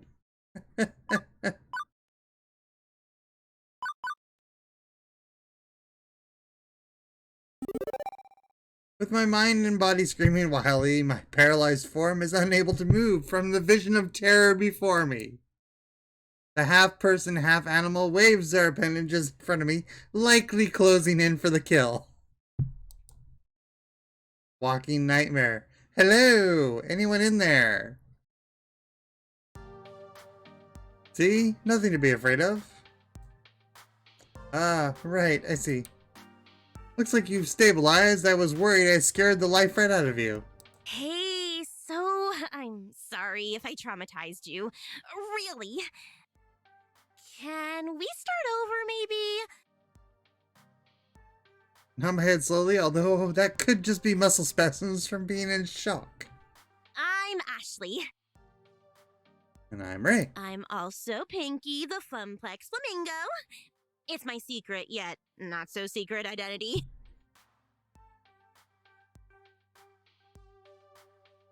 What the Funplex what now? It's almost too much to take in. Gavin was a bit of a lot. Naomi was off the scale cheerful. I've met some really intense people so far. Did you sneak into the employee section just to get my autograph? Yes, that must be it. Oh, I thought you would recognize Pinky from all the signs around the arcade. Pinky is the mascot of the Funplex after all. Oh no, that's not what I meant at all. I mean, I work here. You work here? Since when? Today? Oh, awesome! Welcome to the Funplex. I mean, it would have been way cooler if you were just so enamored with the chibi flamingo creature plastered on every wall that you had to know more. Let's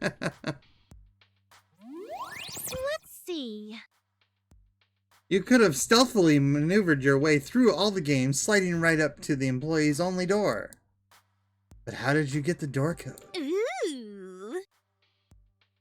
You would have collected the password on a piece of paper that fell from Gavin's pocket. You searched your heart and decided that 4-digit number had to be the intel you needed. Let's see. Next, you needed to lie in wait for the opportune moment to punch in the secret key code, just to find me. It just keeps going and going.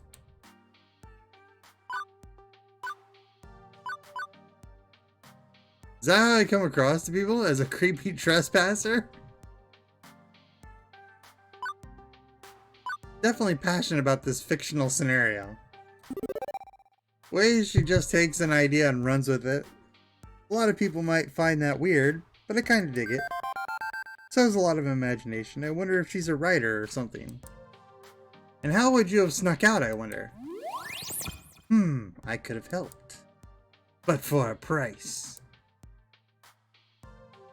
Ashley finally realized she's been babbling to herself for a good couple minutes. Sometimes it gets swept up in a good story. I mean, I gotta find some way to make this job more interesting. Is it really that dull here? No, not really. I just crave a different kind of excitement than beeps and boops, screaming children, and broken machines. Aren't really painting the best picture here. Ah, geez. I don't mean to be a downer. I just want to move up in the world. Got things to accomplish, dreams to fulfill, cosplay to make. As we switch topics, it's like she's a completely different person. Ashley's eyes light up and she smiles. Yeah, you know, like dressing up as your favorite video game or TV character. Love it. So empowering to be able to make your own costume and wear it proudly. It's even better when people recognize what character you are. Empowering. Really.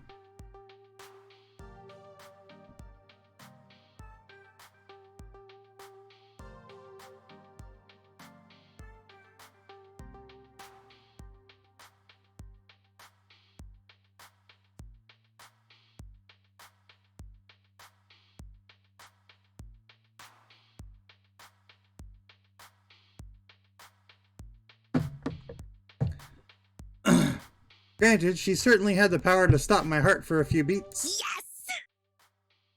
Definitely you want to try?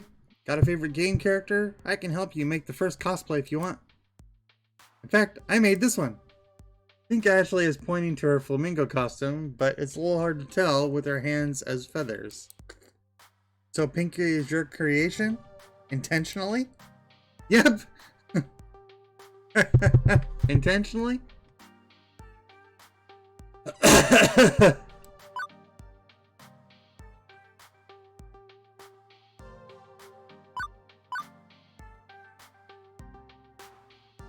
you're going for terrifying, then yes. Yeah, I don't think we want to just go right out there, you know.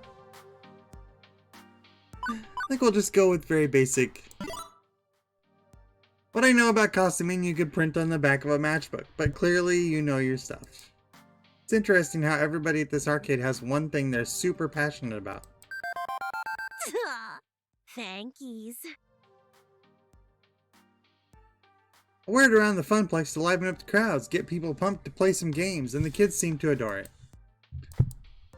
Although the arcade has been completely dead so far, no crowds to pump up or kids to be adored by.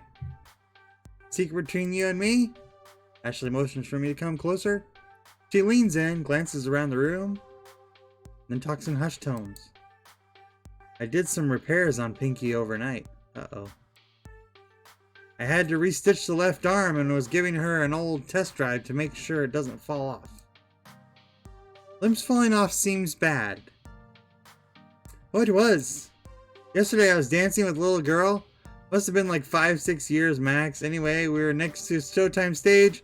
Then she tugged on my arm and whoosh! Off the arm came.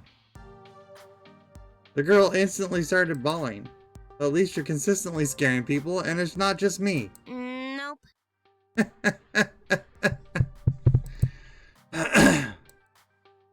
Enough about me. What about you? So you're Carl's replacement? I guess so. I'm the new floor attendant. I attend to the floor. The floor is the thing I'm attending to when I'm not going into cardiac arrest. At least you're funnier than Carl, that's for sure. I can't wait to go home and tell Juniper I do have a sense of humor. She'll be so proud. I assume we've already met Francine, but have you had a chance to meet Gavin and Naomi? Yeah, I met them already, although it seems like they aren't too keen on each other. Right? I wish they would hurry up and make out already. Wow. Yeah. Wait. Well, what? Seriously? So they're going out? They always bicker like an old married couple. Classic anime cliche. The ones who fight always end up together. Mark my words, Ray. Consider them marked. Beep beep. What's that sound? Drat, I set an alarm for when my lunch break was over. Time to go back to the grindstone. I didn't even get to a chance to eat. No! Ray needs their calories. You eat up. I'll go watch the floor. In fact, how about I take over the ticket desk for the next shift? You can do my job and wander the floor a bit. Fair enough.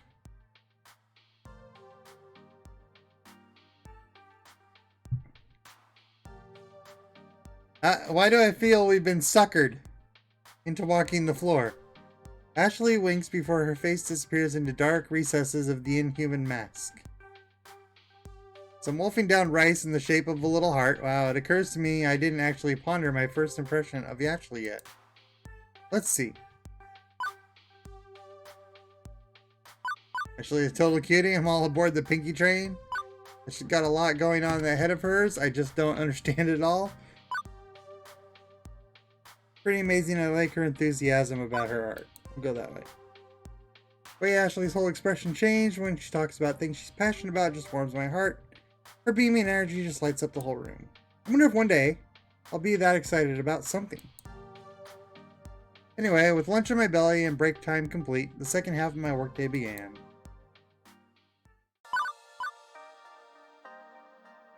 Rolling into the afternoon, the crowd starts to fill out. School's done, and late rising pros are heading out to their arcades of choice. I don't know what the actual save is.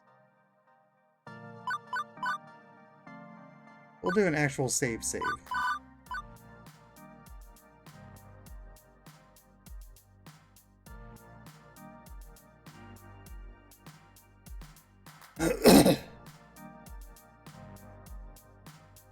Onto the floor looking for problems or potential problems, or just making sure everything's a-okay. Good moment to collect my thoughts. I think I'm off to a decent start with my coworkers. Good first impressions at any rate. Cooperation's going to be a must. I've had an awful coworker before, and they can really drag you down. Hang on, no time for daydreaming. I think I spot, let's see, 3 possible issues to look into.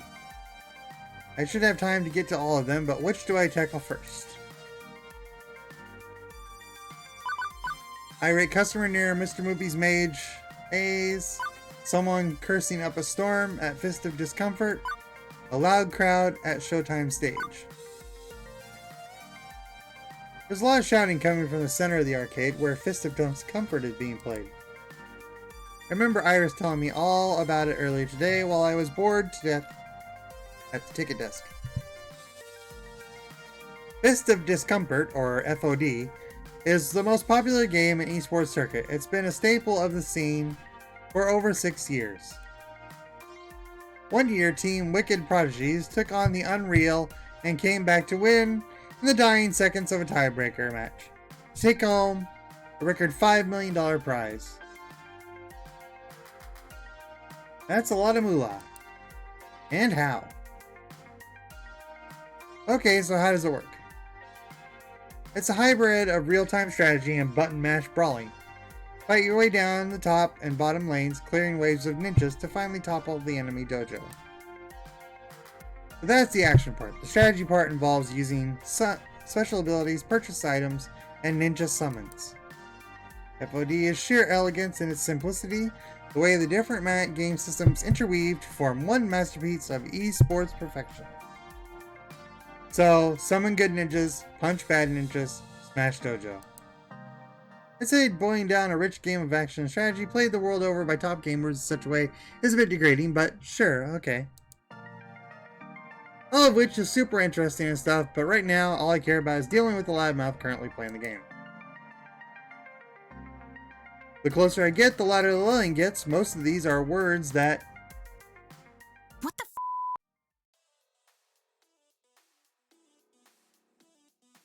Those are definitely all words my mother would disapprove of.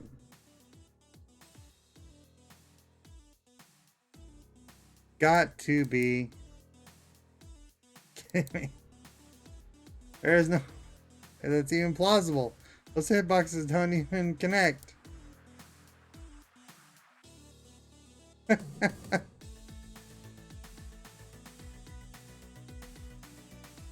Randall Calrissian.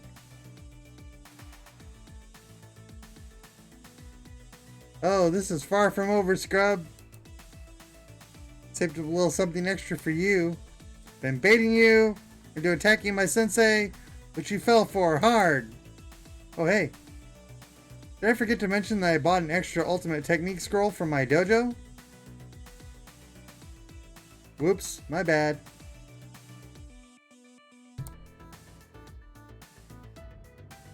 You haven't been farming. How could XP share a technique with creep waves? Take this. Fivefold.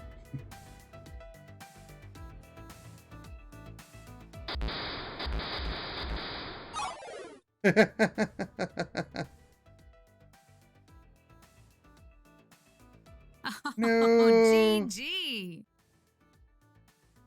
No one can defeat me, Queen Bee. My dry eyes painfully blinking makes me realize that I've been standing here watching intently during that whole exchange. Not 100% sure what just happened, but that didn't matter. I was completely sucked in. Couldn't tear my eyes away.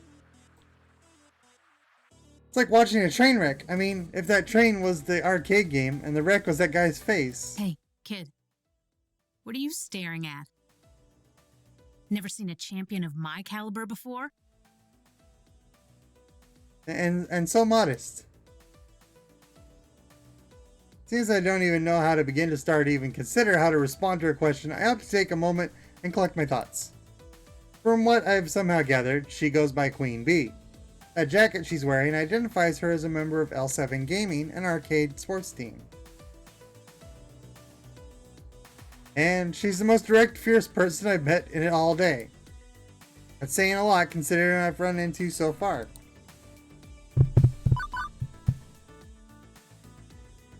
Talk about a dominating personality, I feel the urge to kneel and submit. Why so rude though? What a sore winner. It'd be fun to hang around, no doubt. With that level of excitement always gushing out, I can only imagine how much enjoyment she gets out of life. What can I say? People love winning, and it seems like she wins a lot. At least between bursts of, what did Iris call it? Saltiness? Hey, don't just stand there all weird and quiet like. It's creepy.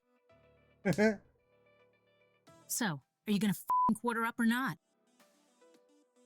Think you can best the hottest rising star of L7?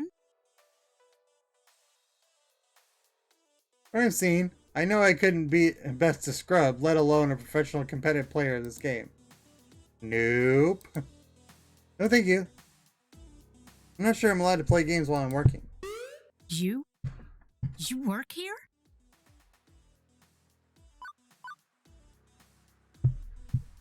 Yes, me, and what's your job, hassling me? I'm actually pretending to work here. Shh. I can enforce arcade law within this noble funplex. Oh, it's all just a front. I wander the floor, you know, pick up drop tickets, hopes of getting one of those giant stuffed flamingos behind the prize counter. I know, right? If I was good at those ticket games as I am at FOD, I'd have a flock of giant pink flamingos. Maybe I'd even give you one. Maybe. Hey, they haven't given you a name tag yet. How am I supposed to know who you are? You might remember, you know, if I tell you. I think it was actually a weird tactic to have me introduce myself to her. I'm Ray. I did technically just start working here 6 hours ago. It might take them time to issue me a name tag. Maybe they need to send a carrier pigeon to an ancient monastery where name tags are forged in a vast clay oven. Nah, Gavin's just slacking big time. I'll talk to that silly boy for you and make sure you get some proper respect. Thanks? No problem, we gamers gotta stick together. I'm Queen Bee, by the way. Aggro-style FOD lane pusher specialist for L7 Gaming. I figured that when you put your arms over your head, cheered, and shouted, "No one can defeat me, Queen Bee." Hey, I do not sound like that. Well, Maybe a little. maybe a little. All the regulars around here besides Harper and Tio. So you'll be seeing a lot of me in the future. Let's hope you last longer than the last guy. Oh great, now she's even making my job into a competition.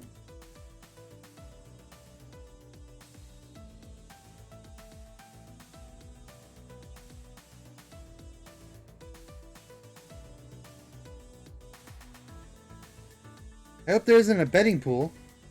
You look like a smart kid. You've seen one of my many streams on the internet, right?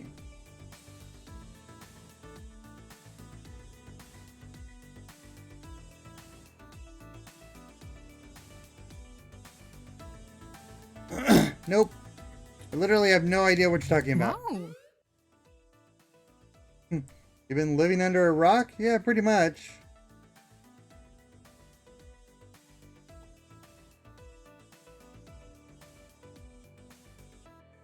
If you consider a small yet formidable apartment a rock, then yes. Oh, you sweet child. You're so innocent and pure. Come, let me show you the path to darkness that is the internet.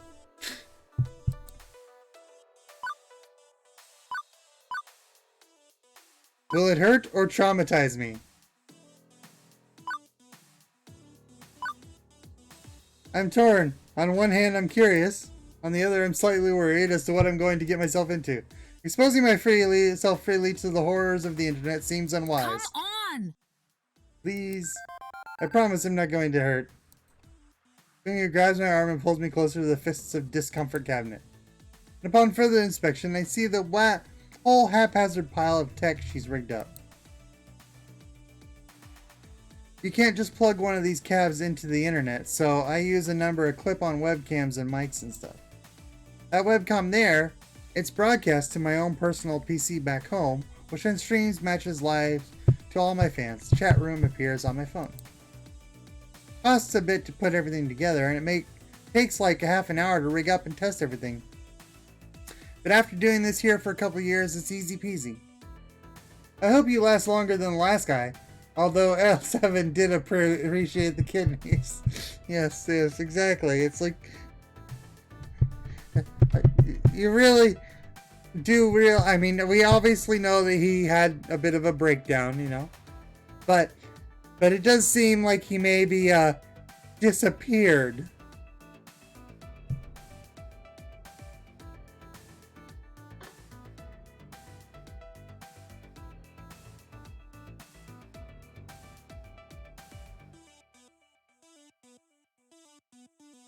Aside from Naomi grinding her teeth at my clip-on cameras damaging the paint job, I mean. Anyway, I prefer to stream from the Funplex than from home. There's so much more to miss out on sitting by your lonesome with the console version of FOD. The crowds, the wicked trash talk, the community. Wait, are you broadcasting live right now? Are we live right now? Nope, no way. That's part of my warm-up. Got a pretty big tournament coming up, so I try to get as much practice in as possible. Even with a bunch of fodder, as in fodder. Ha ha ha ha ha. Lunch meat. Scrubs. Losers. I get the idea. Yes. Quimby sees something out of the corner of her eye and glances around the arcade floor. She gives a nod to someone hanging near the Street Fighter cabinet. Ah, my crew is starting to trickle in. We should be starting team practice soon. Wait, what time is it? At the tone, the time will be 2:25 p.m. Beep beep. What the? Since well, we'll chat later. Sure. Keep the swearing down at least a little. We got kids around here and I don't want you to get in trouble with Gavin. Meh. But for you, I'll keep it PG-13. Now if you'll excuse me, there's some butts out there that I need to kick. Later. Waving a twirl, she completely abandons me and returns to her Fist of Discomfort game. Fires up broadcast rig and shouting, and the milder swearing starts up again.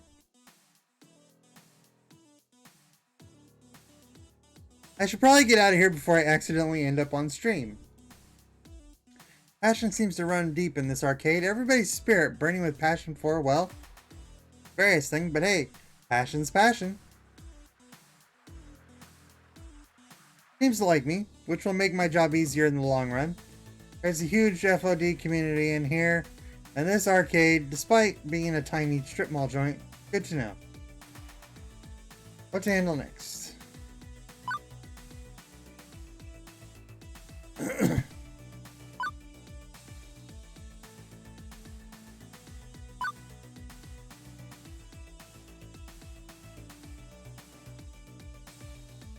The number of people gathering, which is surprising since the first half of my shift was complete in utter solitude.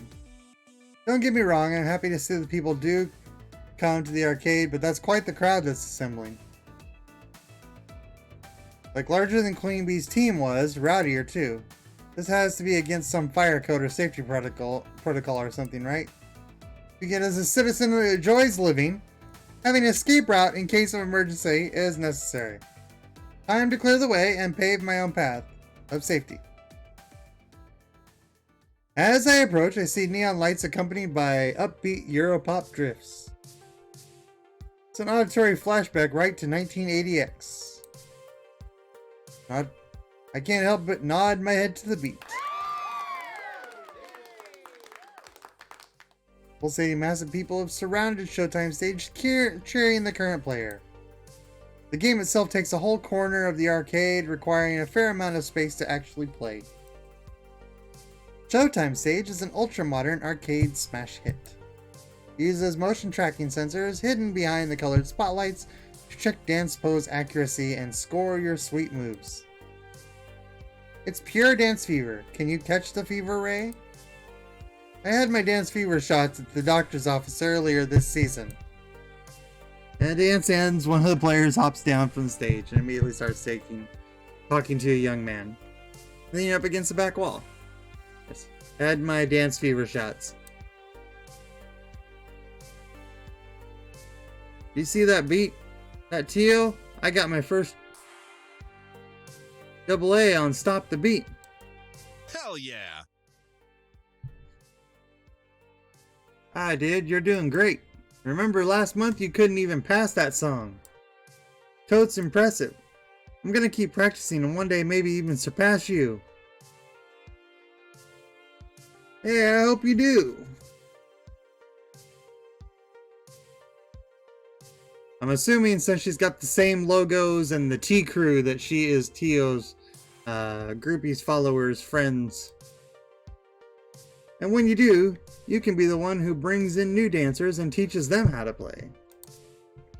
As the next song starts, my eyes shift from their conversation to observe the gyrations and intricate limb movements coming from Showtime Showcase. I feel my head bobbing and my foot tapping.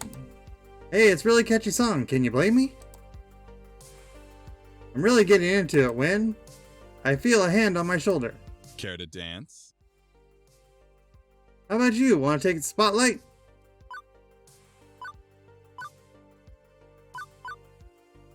Dance with a hottie like you?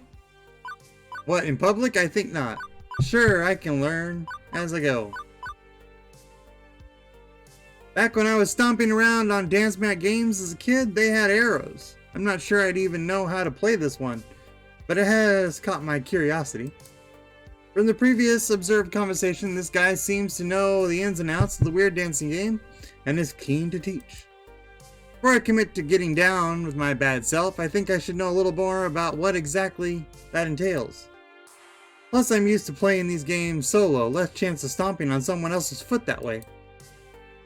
Valid point. However, how could I resist to ask a person such as yourself? You caught my eye the moment you walked over. Hey, wait. You're new here, right? Name's Mateo, but everyone here just calls me Teo. Teo's the best! Boogie Woogie Rando. Greatest guy here. Wallflower Rando. Sort of like our leader. Please, I'm nothing really. Looks directly into my eyes. Nothing as special as you. I just like to show newbies the ropes and teach them how to play. Our community is small, but we're all super close. I think you'd be a perfect addition to our gang. I suppose since I chose the flirty first impressions, I probably should have picked some of the flirty first impressions, since I haven't done that yet. So, what do you say? Play our silly dancing game? He all stretches his arm to me, waiting for my hand to grab his. Go for it. I couldn't care less that I'm supposed to be working. As a kid, I remember stomping around at dance mats. Why not try the 20th hottest dance game? Even if I technically don't know how to play. I thought I'd take his hand. Let's do this. As I'm about to step on stage, an ominous shiver crawls down my spine. But Ashley standing behind the ticket counter. I know I can't see her face behind the mask, but I can totally sense she's glaring daggers my way. It's creeping me out. Second thought, I'm actually supposed to be working right now. I'm the new floor attendant, Ray. I haven't seen you around here at all. What happened to the other guy? He's actually pretty good at Showtime stage now that I think about it. He's out, I'm in. It's currently year 0 of the floor attendant Ray regime. Hello there. Hope we get to know each other well. Indeed. For someone that loves Showtime stage as much as you do, I haven't actually seen you play yet. True, most of the time during these meetups, I tend to let everyone else play. I go around and make sure everybody's happy and having a blast. What about you and your feelings?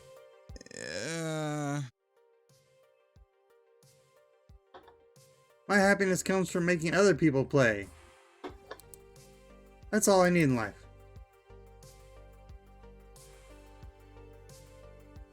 Which is all well and good, but I still need to deal with this crowd. Hey, want to film a workplace safety video? We need a series to talk about crowd size.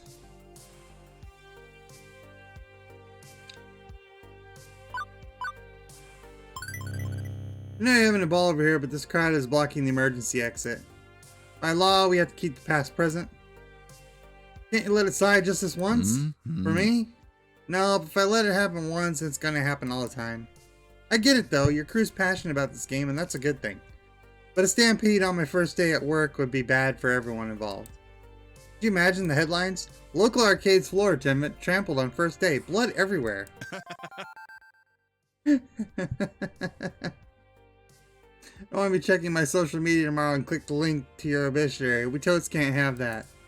I got this. Luckily, the song that was being played just finished.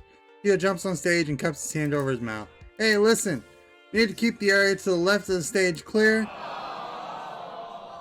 I like my spot. Hey now, you know the deal. We all have to be cool about fire safety. Ray's first day, so let's show them some respect. I see everyone turn around and glare at me. Great, now I'm going to be known as the party pooper. I guess I've had worse reputations in my life. Like that one time, I had to close the pool because of the dirty bandage floating in water. No one had talked to me for a week. Hey, don't disappoint me, crew.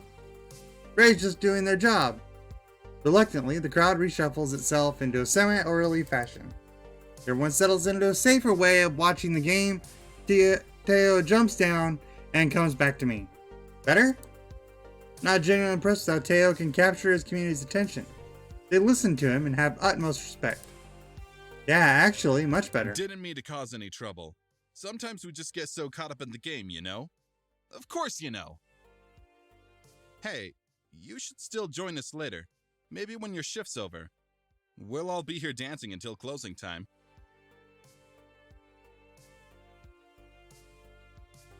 As long as that dancing is within the law. Carry on, Officer Ray has spoken. About to walk away ready for my next venture when I remember something I should do. Turn back to Theo. Hey, thanks. No problem.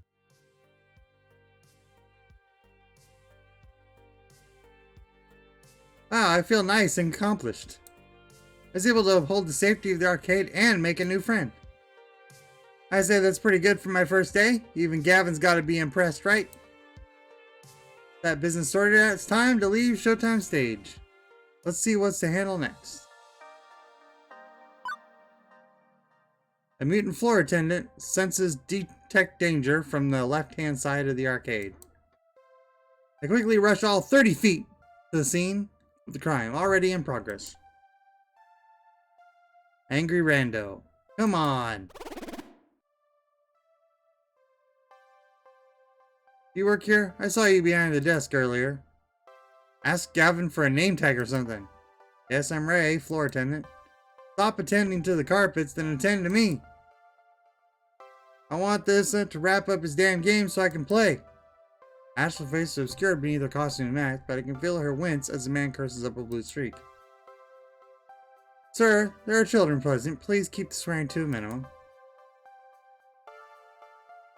You kick this fat piece of whatever off the game and I'll sing Mary Had a Little Lamb all you want. Figuring out to hear the fat piece side of the story before rushing to a judgment, I tapped the player on the shoulder.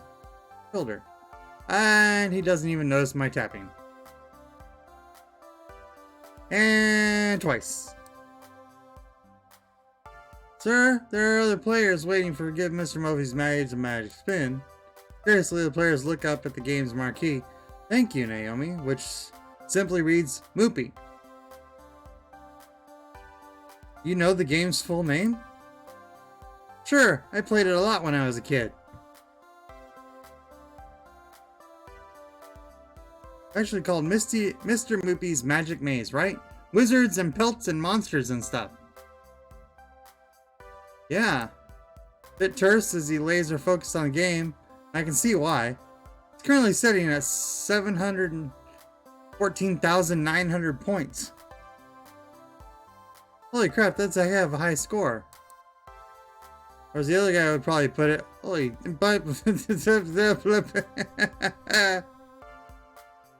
excuse me. Right. Sir, can you please wrap up your game? Nope. Keeping good pace here. Plenty of livestock on par for getting close to the world record before the kill screen. Somehow thick arcade jargon sounds classier when draped in British accent, like I'm watching some documentary programmer on the BBC. Yeah, but this is public arcade. Other folks want to play the games too. Finish clearing the current board while pondering the predicament. Okay. At first I think he's stepping away to end his game, but he's letting his stock of 50 extra dudes slowly deplete as he pulls out his wallet. Without pause, he pulls out $3,000 in cash and holds it out. Will this cover it? For a moment, I flash back to the movie where some dude pays another dude to sleep with his wife, and they roll around in bed covered in money. And, cover what exactly? The cost of the game. The game itself. I've never seen this much raw cash in one place at any given time. Not even 20s. Dude's rolling in Benjamins. One moment, please. On it. Fortunately, Iris has already had my message app open for me and Gavin's contact info preloaded. With trembling fingers, I key in. Customer wants to buy Moopy for $3K. What do? In less than a minute, I have my response. Consider we paid $200 for it, plus parts. Yes, absolutely yes. Sell that relic immediately. Okay then. Although, how's Naomi going to react to this? Offloading one of her darlings just because Gavin wants to make 15-fold profit.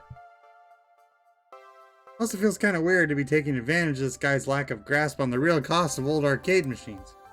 I knew all this workplace drama was going to catch up to me at some point, but with the rando breathing down my neck, I gotta make a decision.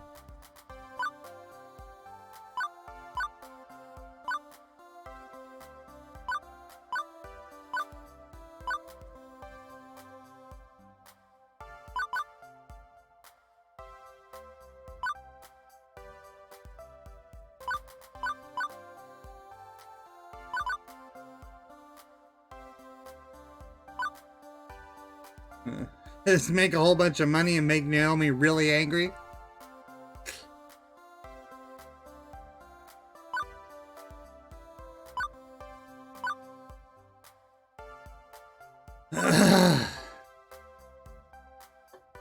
It's an interesting way to solve the problem that I wasn't thinking of.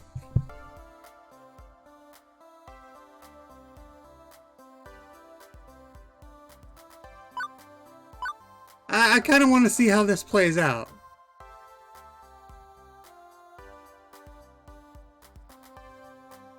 But if we're going to be honest, you know. Oh, what the heck. I'd say there's 3 large is more than fair. It's all yours. Quickly pocket the money, feeling vaguely like a thief. A thief who will be eating well tonight, mind you. Want me to get the dolly and wheel this old thing out of here for you? But he shakes his head. Absolutely not. I'm leaving the game right where it is. But you bought it, so I can play it whenever I want, as long as I want. Provided nobody else is already playing, of course. Wouldn't be proper to interrupt someone. Wouldn't want to take it away from the Funplex. Naomi would cry. We can't have that, right? I guess not. Leaves Randall hopping mad, to be fair. We had been kind of ignoring that it exists. What the F, man? What arcade is this? I'm going to Deco's Palace. And we just lost a customer stomping his way out the door. Stomp, stomp, stomp. On the plus side, Naomi won't cry. On the negative side, we just drove Rando out in the cold. What a disagreeable fellow. As for the player, well, he goes right back to playing, eating pelts, zapping ghost monsters, clearing mages. With the crisis behind us, I can actually focus on who this gonzo rich guy actually is. Seems to care about more than just this game. Flashing around the cash, aren't we, Mr. Moneybags? Digging that dad bod.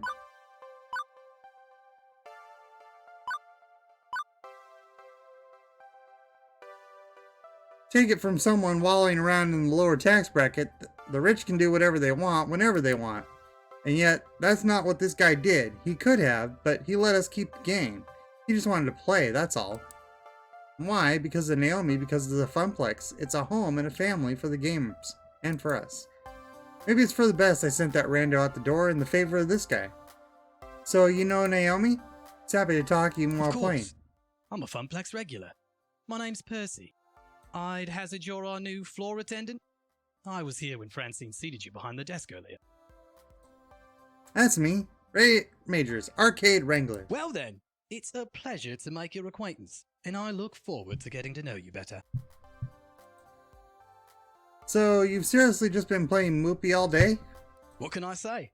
It's my calling. I actually owned a Moopy cabinet once. Had it in my flat. But playing it by myself, all alone in the dark, it's not the same. I need the atmosphere. The beeps and the boops. No, those you eventually learn to filter out.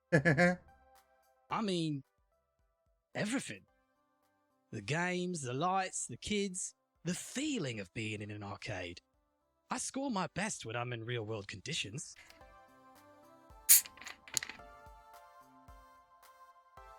It's all about the emotions, the laughter and the tears, the excitement of competition.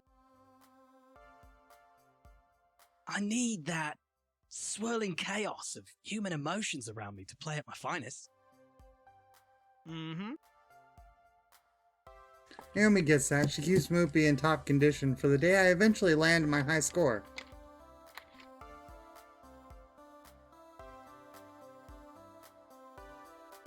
What's the current world record then? About 3.5 million. This guy's been standing here since I was working the morning shift. Hours and hours, still only about 720k into his game.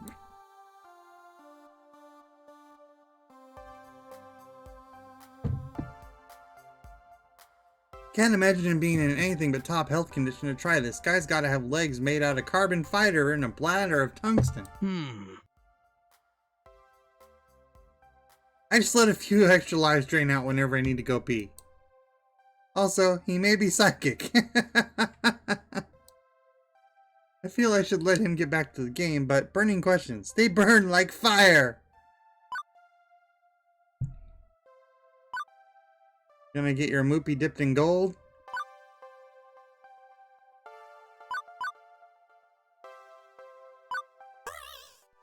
If it was me tossing around green like that, I'd have my game coated in solid gold and encrusted with diamonds.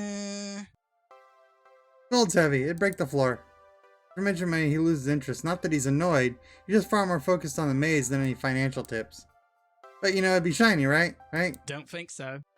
Don't throw away on money to impress people. Money removes obstacles, nothing more, nothing less. It's a tool like any other. I do day trading stocks and bonds, but I'm here for Moopy, not to offer fiscal advice. I mean, I thought that was supposed to be like a jovial, funny response. It wasn't really, didn't really come off as very funny, I guess. Right. My ill-fated attempts at humor puffing out, I decided to let it go. He's getting more and more distracted by the game. I should leave him be. I have to do a thing about a thing. Mm-hmm.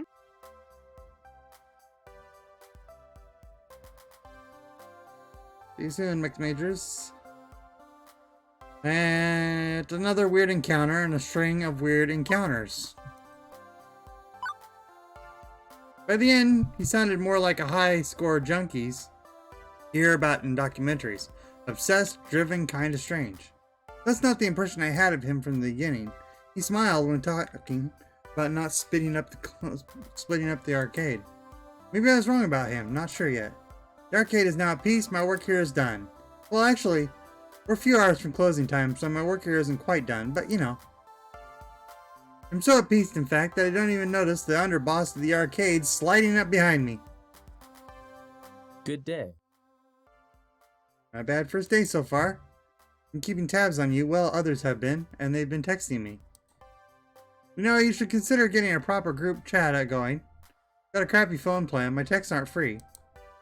Valid point, I'll look into that. Impressive. I'm impressed with how you handle yourself. I think you're going to work out just fine. I prepared your paperwork if you'd like to go sign it and make the work relationship a bit more above board. Yeah. So you're staying? Please tell me you're staying. I mean, I fed you and everything. Francine hasn't fired them yet, right? Adorable Nightmare joins the impromptu staff gathering. Ooh. Day's off to a great start. Here's to your first day, followed by many more. Don't you two have jobs to attend to? Just a replacement power supply for Robotron. Nothing left to do for the day. Not many kids around for me to entertain. Finally, a quiet moment. My dream hub has been going a mile a minute since I got here. Is it my dream job? Thinking this job was a risk. The arcade business is a risk. And I knew if I didn't leap into it, well, I'd stay utterly stuck in life. It's been a strange kind of day. Hectic, stressful, surreal at times. But I've been riding that wave and riding it well. My coworkers seem just as strange, which is a plus. We're all in this together. I could find some kindred spirits with this crew. So, dream job? Could be. It very well could be. We've only got a few hours till closing. It's nice and quiet. How about we game a bit? Think yourself, I got paperwork to handle. Oh, come on, don't act like you don't game. Irrelevant. I know your dirty little secret. What? You sneak in early each morning to play pinball. You're a pinball wizard. Ah, well, what of it? I'll bring order to chaos. Pinball is a very expression of that art form. Oh. That the paperwork includes an organ donor card should not concern you at all.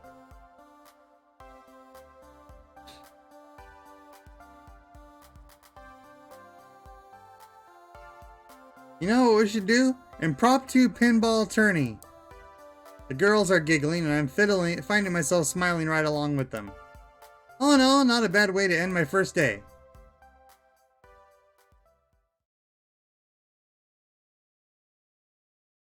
By the way, I've booked a birthday party for this afternoon. Dun dun dun!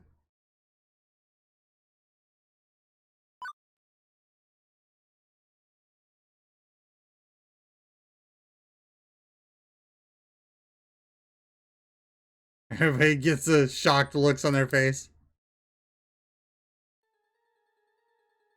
The looks of confusion and outright terror on their faces, all laughter dying off immediately, are vaguely concerning to me.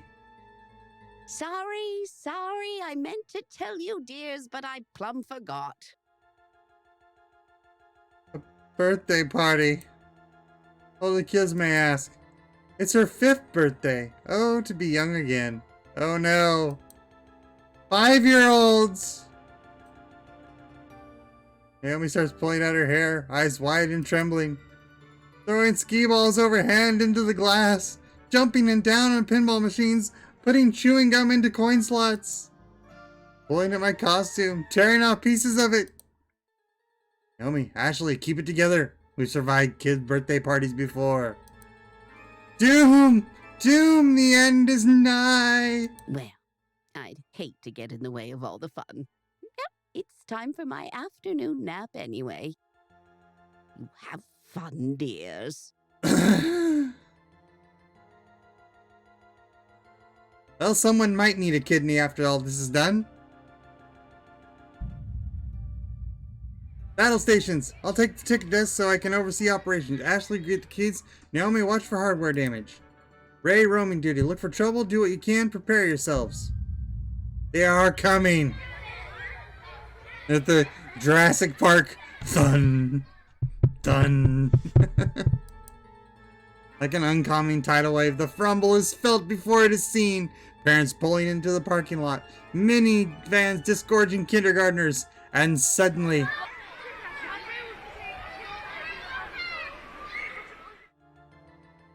an explosion of small humans rushes the door, bursting into the arcade before scattering every which way. Even before any of them can get tokens, they're grabbing at joysticks, mashing buttons, eager to get their game on or even just pretend to be playing.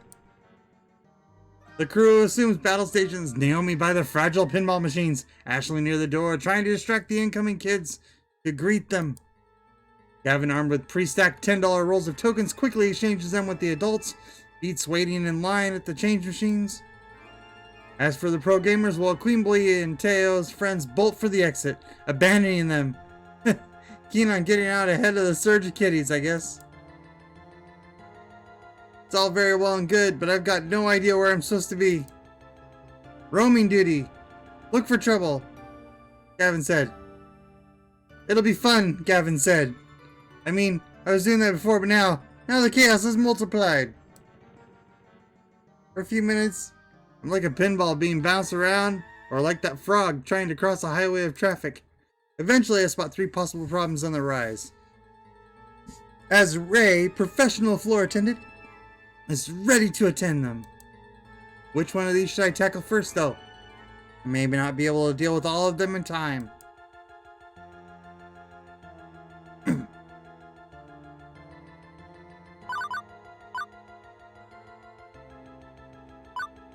Little girl crying over her stolen tickets. An adult shouting at a kid near Teo. Sounds of hardship can call me from the Fast Cars 5 racing game. Shouting at adults and crying children can never particularly good signs, and I hope beyond that I can take this on. I shake the discomfort off. Now is not the time to doubt myself. Need to find out what's going on and stat. As I shift closer to the revving of engines and the clacking of shifting gears, I see a grown woman berate a cowering boy. I didn't. Admit it, you know what you did, you brat. You manipulated my precious son into putting his tokens in your game. You should be ashamed of yourself. I'm sorry. Children like you are the absolute worst. Garbage. Ma'am, please keep your voice down. There's no need to shout at a child, no less. What's going on here? This jerk of a boy told my sweetest beyond sweet Josh that he should put in his own tokens into the racing machine so he could play it for free. Josh earned these tokens from his own allowance, and I won't let some devil child steal his money. Let's just take a moment to calm down, okay? Before I say anything else, I spot Queen Bee and Teo at the corner of my eye.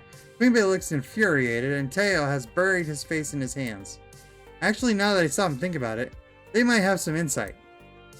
The racing games are right next to Showtime stage. Teo probably has a good vantage point, and the whole thing is he was dancing on stage. And just by the way Queen Bee's brows are furrowed, I can tell something is not sitting right with her. I could ask one of them for help. Or I could try to solve this by myself. I'm gonna ask Queen Bee.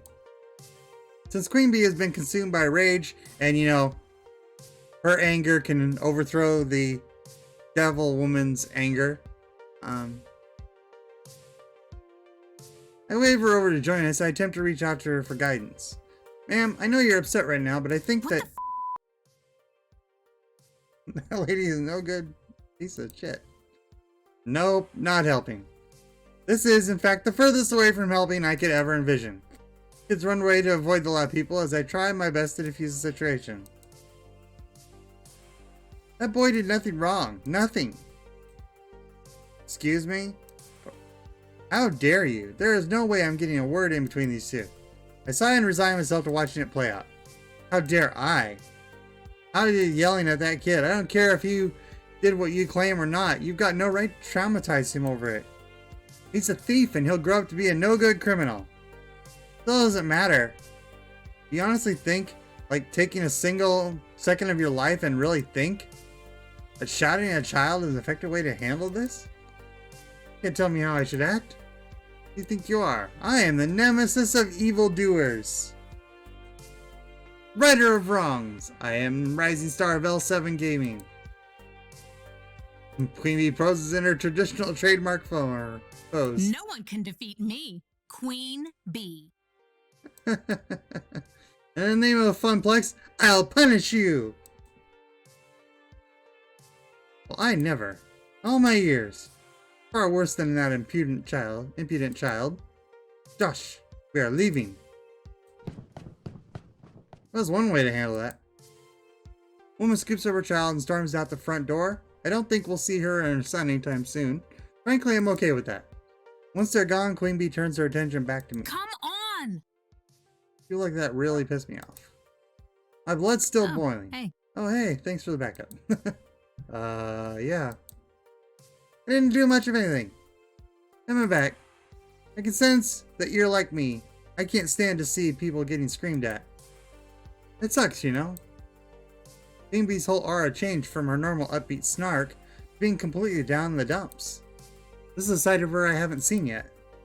She looks so sad.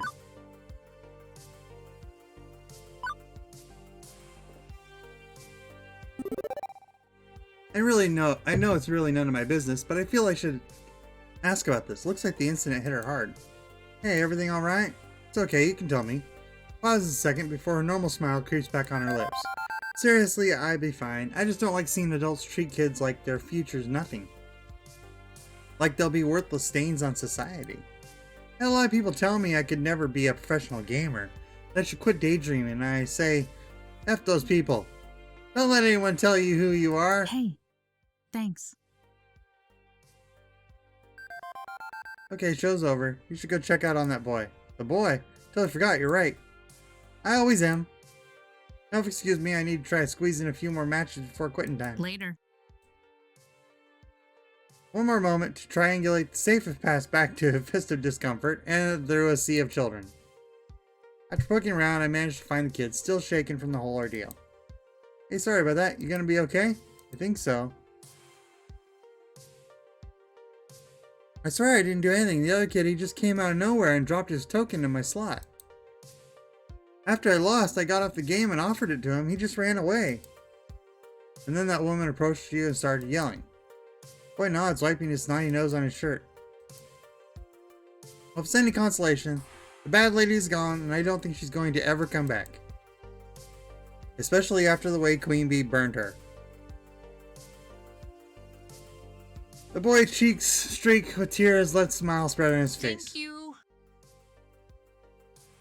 Tell the other lady thanks for sticking up for me too. A nod and the boy scurries off and rejoins some other friends. Right, that's sorted out. The other two are about to spin out of control and I've only got time to deal with one of them. Which one? I'm kind of taking the same path I took last time, but I kind of want to, so.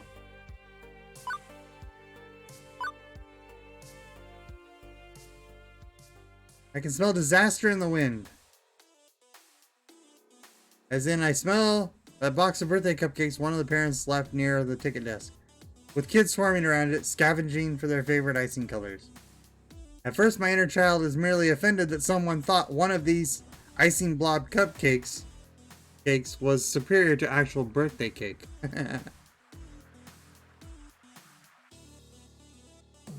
But there are clearly larger issues at stake than that. I want a chocolate. Don't take all the chocolate. I want 2 cupcakes. Give me 2 cupcakes. No fair. Everybody gets one, and mine's gotta be chocolate.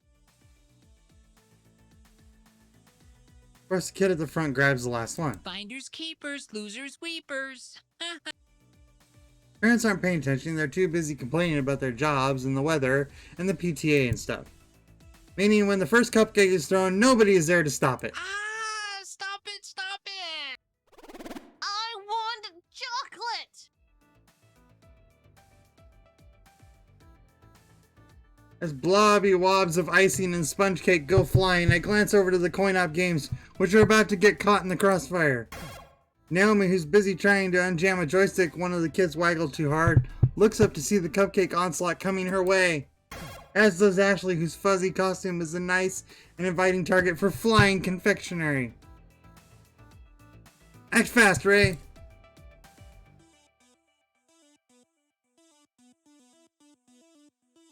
We can try to save them both. Quickly, I hurl myself into the action. Get down!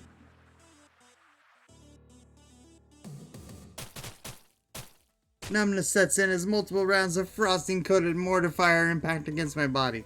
I love that from... This is what I did last time. I just loved it, so... When I finally hit the ground, my clothes are totally ruined. But alas, my noble self-sacrifice could not completely protect them. Naomi seems to get the idea and shields the game with her body.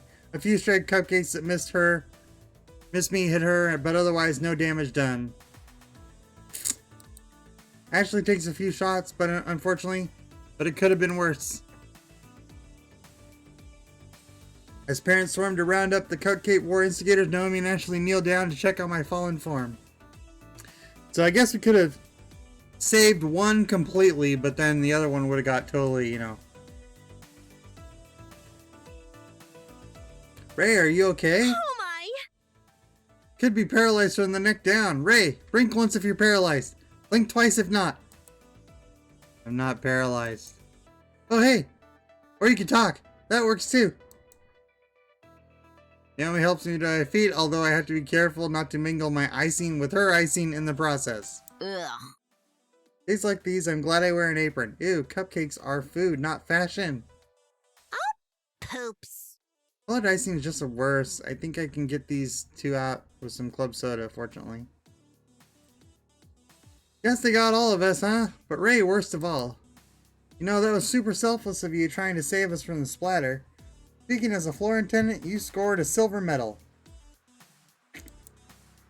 Despite all of us ending up splattered a little, they seem in good spirits. I should try to keep that rolling.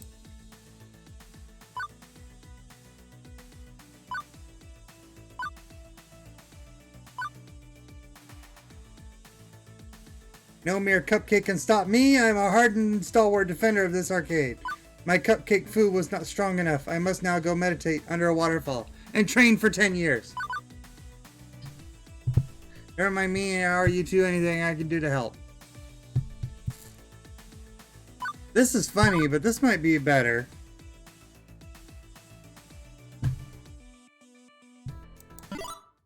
I can always hit the laundromat, no problem, but what about you two, Naomi? New apron? Ashley want me to get you a club soda? I need to check my tools, make sure none of them got whacked, but I'm good otherwise. I'm just glad the game's safe. Thanks for the offer, but I tend to my costume myself. Devil's in the details, you know? Thanks, Ray, that was a complete mess, but I guess it could have been more of a complete mess if you hadn't done that. See ya! Better get back to fixing these joysticks. You should go clean up. Get back to it. Good luck, and hey, good work. If you'll excuse me, I need to go clean up poor Pinky a bit. That could have gone better, but it also could have gone much worse. More importantly, I kept their spirits up. Even Ashley, who has clean icing out of her fuzzy felt, came out of it cheerful. With a brief nod from Gavin, I snatched one of the official Funplex t-shirts to replace my cupcake top. After a few minutes in the bathroom, to change and wipe off icing off the pants, I'm ready to go again. 2 problems in the can. Now to deal with that crying kid by the skee-ball machines. Oh, she's gone. Well, crap. Percy looks up briefly from clearing level 78 of Moopy. Looking at that girl? I think her parents took her home. Party turned sour for her, I suppose. That wasn't fast enough. Can't be everywhere at once, Ray. Cheer up, love. You're still doing better than that last guy who stood at your post. Seconded. I saw you deal with the obnoxious parent and with the cupcake war. You did well today.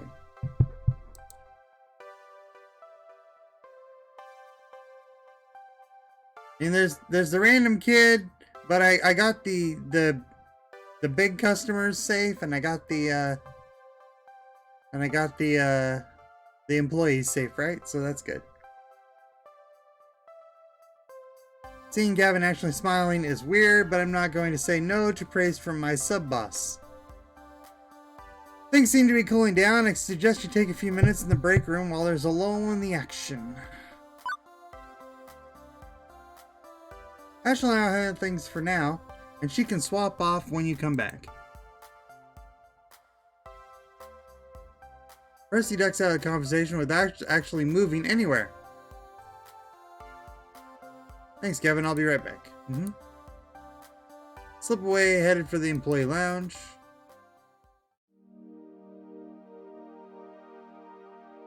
What a day. Quirky coworkers, die-hard pro gamers, volatile kids getting into volatile situations. I'd say it's a recipe for wackiness or some such cliche, but nothing as easily dismissed cliche when it's happening to you directly. Frankly, I'm exhausted. Drop down into one of the cheap folding metal chairs into the employee break room, groaning and rolling my head back to try and work out the kinks in my sore shoulders. And spot an upside down kid. Oh wait, I'm the one leaning backwards. Better, wait. What's the kid doing back here? I think he was hoping I wouldn't notice him. You are? Mikey. Oh, that's a start. Hi, Mikey. My name's Ray. So, what are you doing back here? This is an employees only area. Wait, there's a keypad. How did you get in? The guy at the desk dropped this. Oh my god. That was a piece of nature with the door code written on it. Score 1 for Ashley's wild storytelling being more than fiction. Okay, but you can't stay back here. It's, well, I don't see any knives or stabbing implements left out in the open. I guess technically safe, and I don't think the kid's gonna steal my kidney, so... Please don't send me back out there. This is curious. You can be on the same eye level. Something wrong? No problems. Just don't want to go out there. You want to play with your friends? He's the most cynical, bitter laugh I've ever heard out of a kindergartner. I don't got any friends. I don't know anybody here. My family just moved to the city, and before that we lived in another city, and one more for that, but I was too little to remember. Mom told me to come to the party anyway, and I didn't want to, but she took me anyway, and then she left because she's got to work.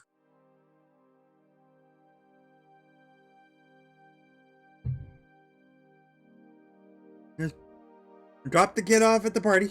There you go. So I should have busted him then and there, brought him back into the party where the other parents could supervise him. Should have told Gavin, should have enforced the rules. Okay, kid, I won't tell on you. If you want to stay back here for the rest of the party, I'll keep you company. Thanks, you really won't tell my mom? Nope. Why? I thought you'd want to make me go. You're an adult like Mom. Hey, I wasn't always an adult. New kid in town, in fact. You were the new kid? Yeah, although for me, that started happening back when I was 10. Again and again, moving from town to town, school to school, not really making any friends, not for years. Mom and Dad kept losing jobs and taking new ones, worse ones. They'd be working all day long, too tired when they came home to do much of anything. After years and years of this, I stopped hoping things would get better. I decided to just take what I could get. I'd go with the flow. What's that mean? It means you don't care. Some things are good, some things are bad, but you don't care. You just do what you have to do without really being sad over But it. that sounds so sad. You weren't sad? It's sad to never care about anything, right?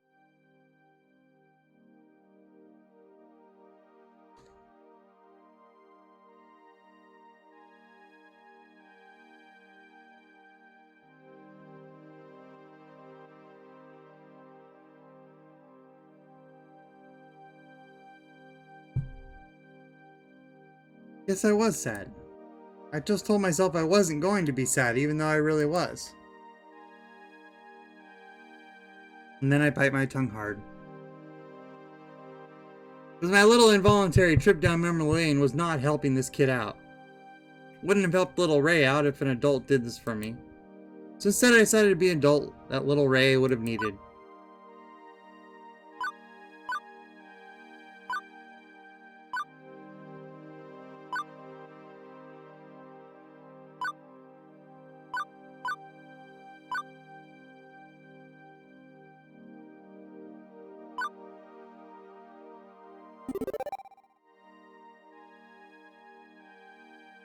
When I was a kid, well, I was mad at my parents for moving all the time, taking different jobs. It made things very hard for me.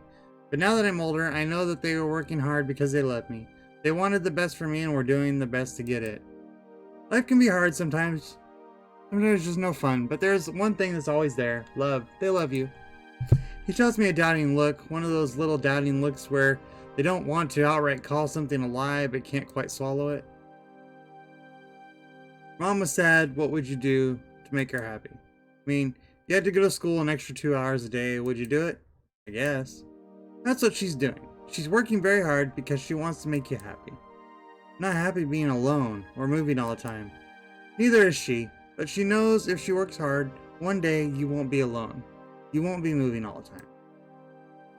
I was the new kid, remember? But now I have a home with my best friend and a good job. I work in an arcade. How cool is that? It wasn't easy, and my parents were often sad. I was often sad, but we pulled through, and so will you. Just remember, she loves you, and you love her. That'll get you through the sad times. Huh. Not a great answer. It doesn't solve the problem. But it does make things a little easier on Mikey. From his long sigh, I can feel him releasing his sadness before offering a little smile. Not a big goofy grin. Not the high of happiness. Just simple understanding. I love Mommy.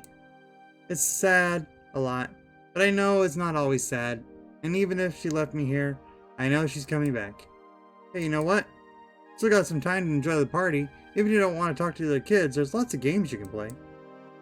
Maybe you'll get to know someone while playing a game. Arcades are great for that. Sure, a lot of them have sad times too, and they could use someone to play with, someone who understands. Thank you. I want to play the skee-ball games. I'll spot you a few tokens. Let's get you rolling. Take his hand and lead him back out in the main room.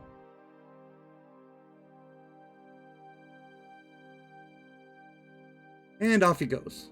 Not fooling myself. I know I haven't fixed all Mikey's problems. I'm no child psychologist. That was entirely me flying by the seat of my pants.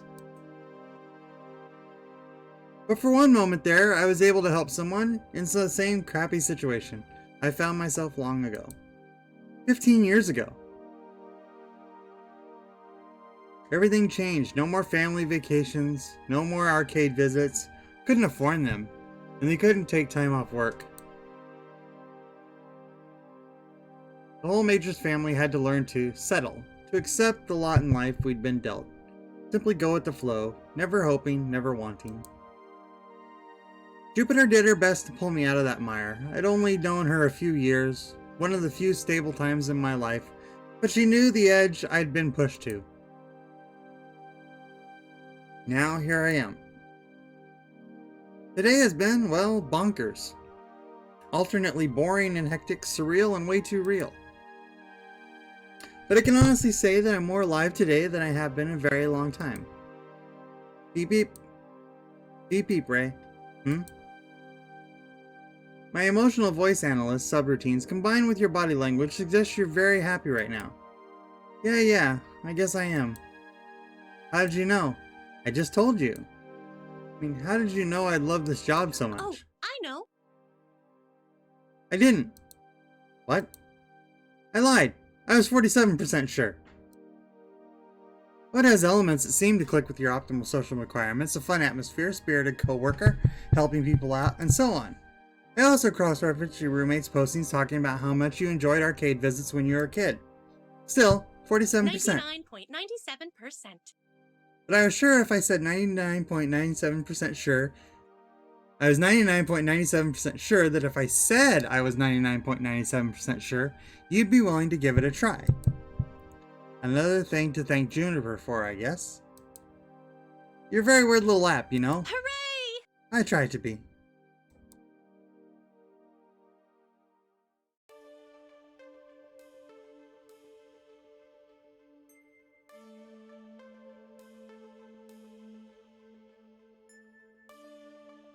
From the cars pulling up in the parking lot, it looks like the party's over. It's just about closing time for the arcade anyway. Most of the gamers have filed out by now, if they hadn't already fled the tidal wave of kitties. My first impulse is to go bug Gavin about my paperwork, but that can wait. I'd rather go help someone with the tidying up, or maybe see how our VIP gamers are doing. Not enough time to run around checking in with everyone though. Who do I want to hang out with?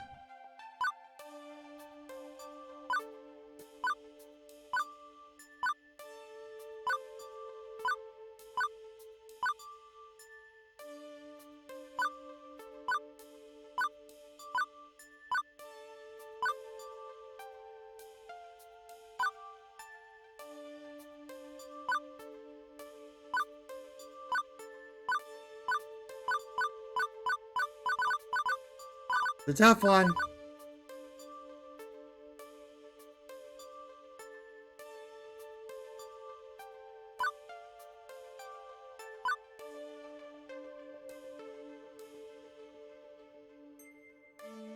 He's not playing the dancing game anymore, or I'd go there. She's clearly still having some problems, so maybe we'll go talk to her. She was still a little upset.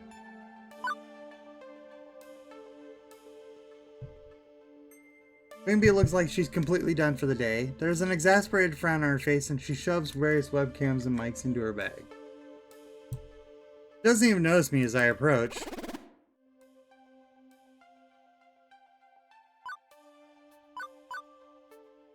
Anarchy!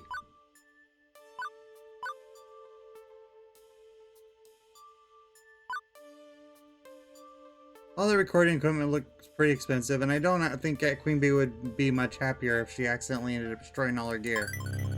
I'd be careful with all that tech. It's a shame to break it. Yeah, that's my gear, and I can, if I want. I'm looking at it as... But they're inanimate objects. They've done nothing to incur your wrath. Think of the children. That's exactly what I'm thinking about. That's why I'm so frustrated. It's hard to concentrate with them running around touching you with sticky hands and all this shrill yelling. Why are they always yelling? I don't know, kid. I just don't know. I'm sorry, I didn't mean to take my anger out on you and my gear. This wasn't playing my best, and that's frustrating. I can understand that. No one likes losing. But you win some, you lose some, right, kid? That's how I feel about today's shift. It's rough out there. Normally I'll leave when a gathering of that caliber is around, but I've got an important tournament coming up and need all the practice I can get. Kids or no kids? Not bad. But for your first day, you held your own. I'm impressed. Really? I've dealt with my fair share of brats and trolls roaming around here. You've certainly held yourself up to a higher standard than the last guy that worked here. I kept my kidneys for the first day.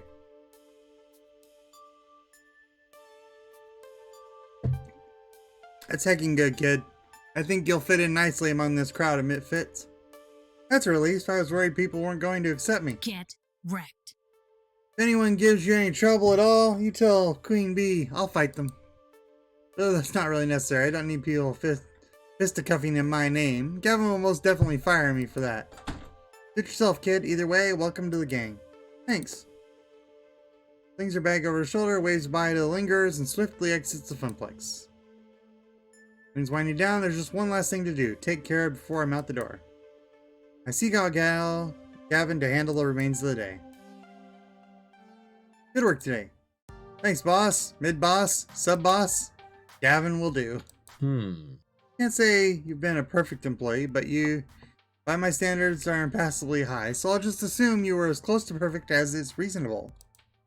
The cost of cleaning our carpets won't be as bad, thanks to your quick thinking. Normally, I have dealt with angry parents myself, but I was distracted.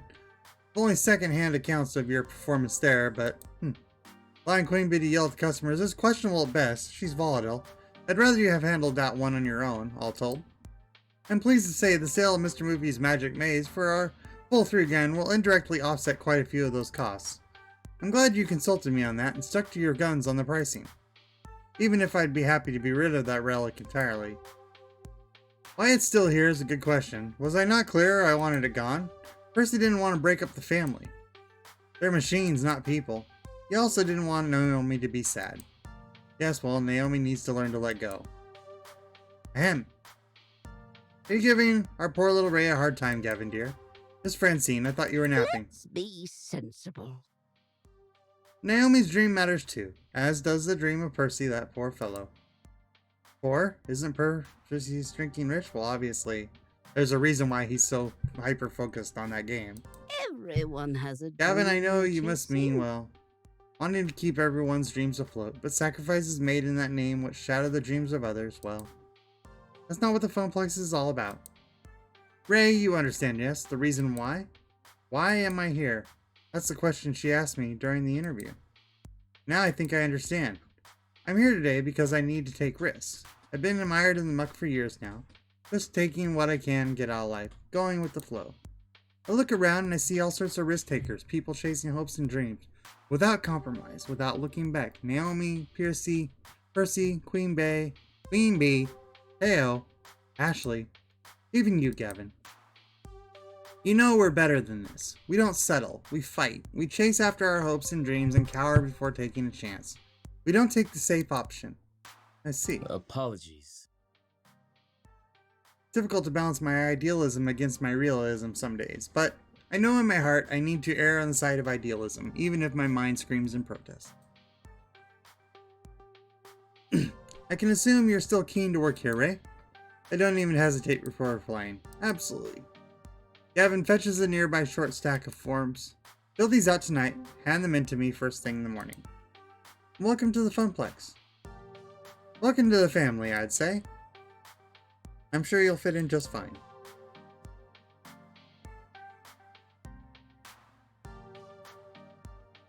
One bus ride later, and it's home again. Home again, jiggity jig. Juniper, already at home from work, bounds over eagerly to interrogate me on my day.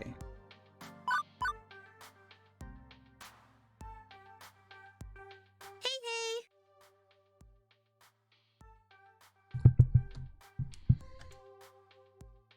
1 second.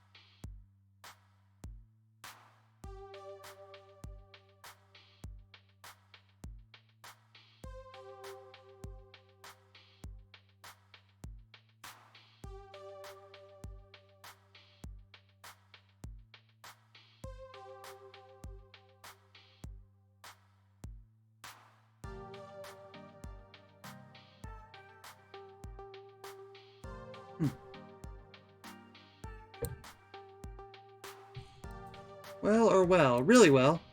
Your little act came through despite being terrifyingly omniscient and just a little bit unnerving.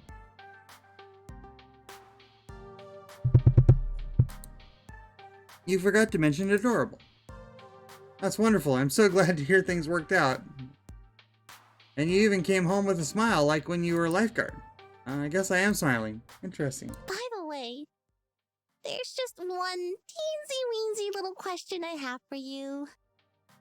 Why exactly did you order a giant crate full of pizza bagels? Oh, God.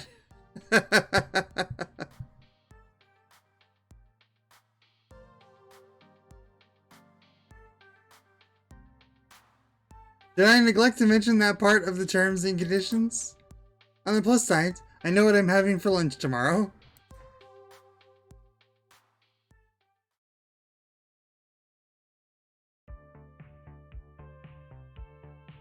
That's level 1 of Spirit Arcade Spirits complete. Hey look! You also won a prize. You get one of these for each level you clear, plus some extras for various endings and other hidden thingies. Now let's check out your score.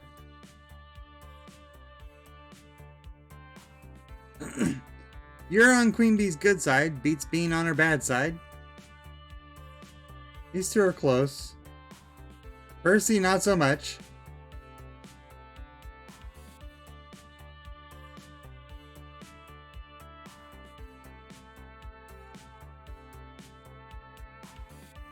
You're proving to be a gentle, sweet, and compassionate soul. You've scored 5,900 points. Nice. Keep talking with people and your score will go up, up, up. Today's pizza fact is Americans eat approximately 100 acres of pizza each day, or 350 slices per second. Wow. You want to save your game before proceeding to level 2?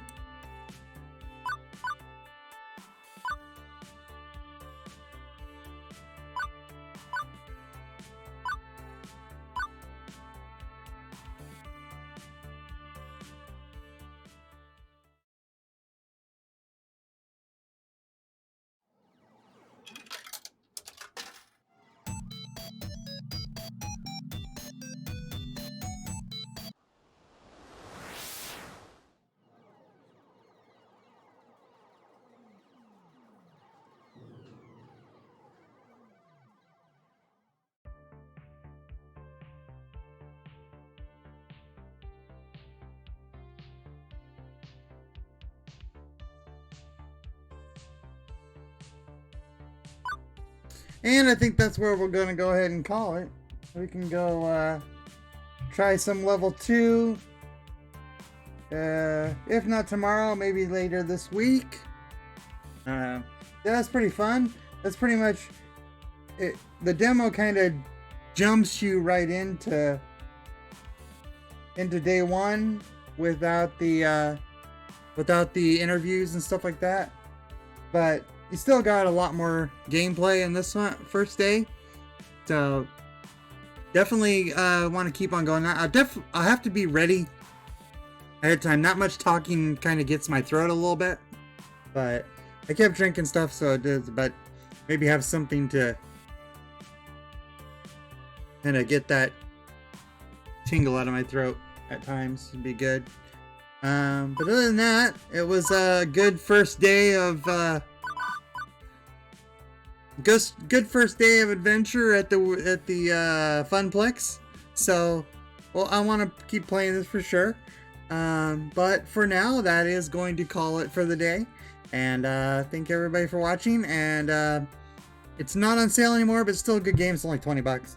So if you want to watch it, do that. If you want to pick it up, that's a good idea.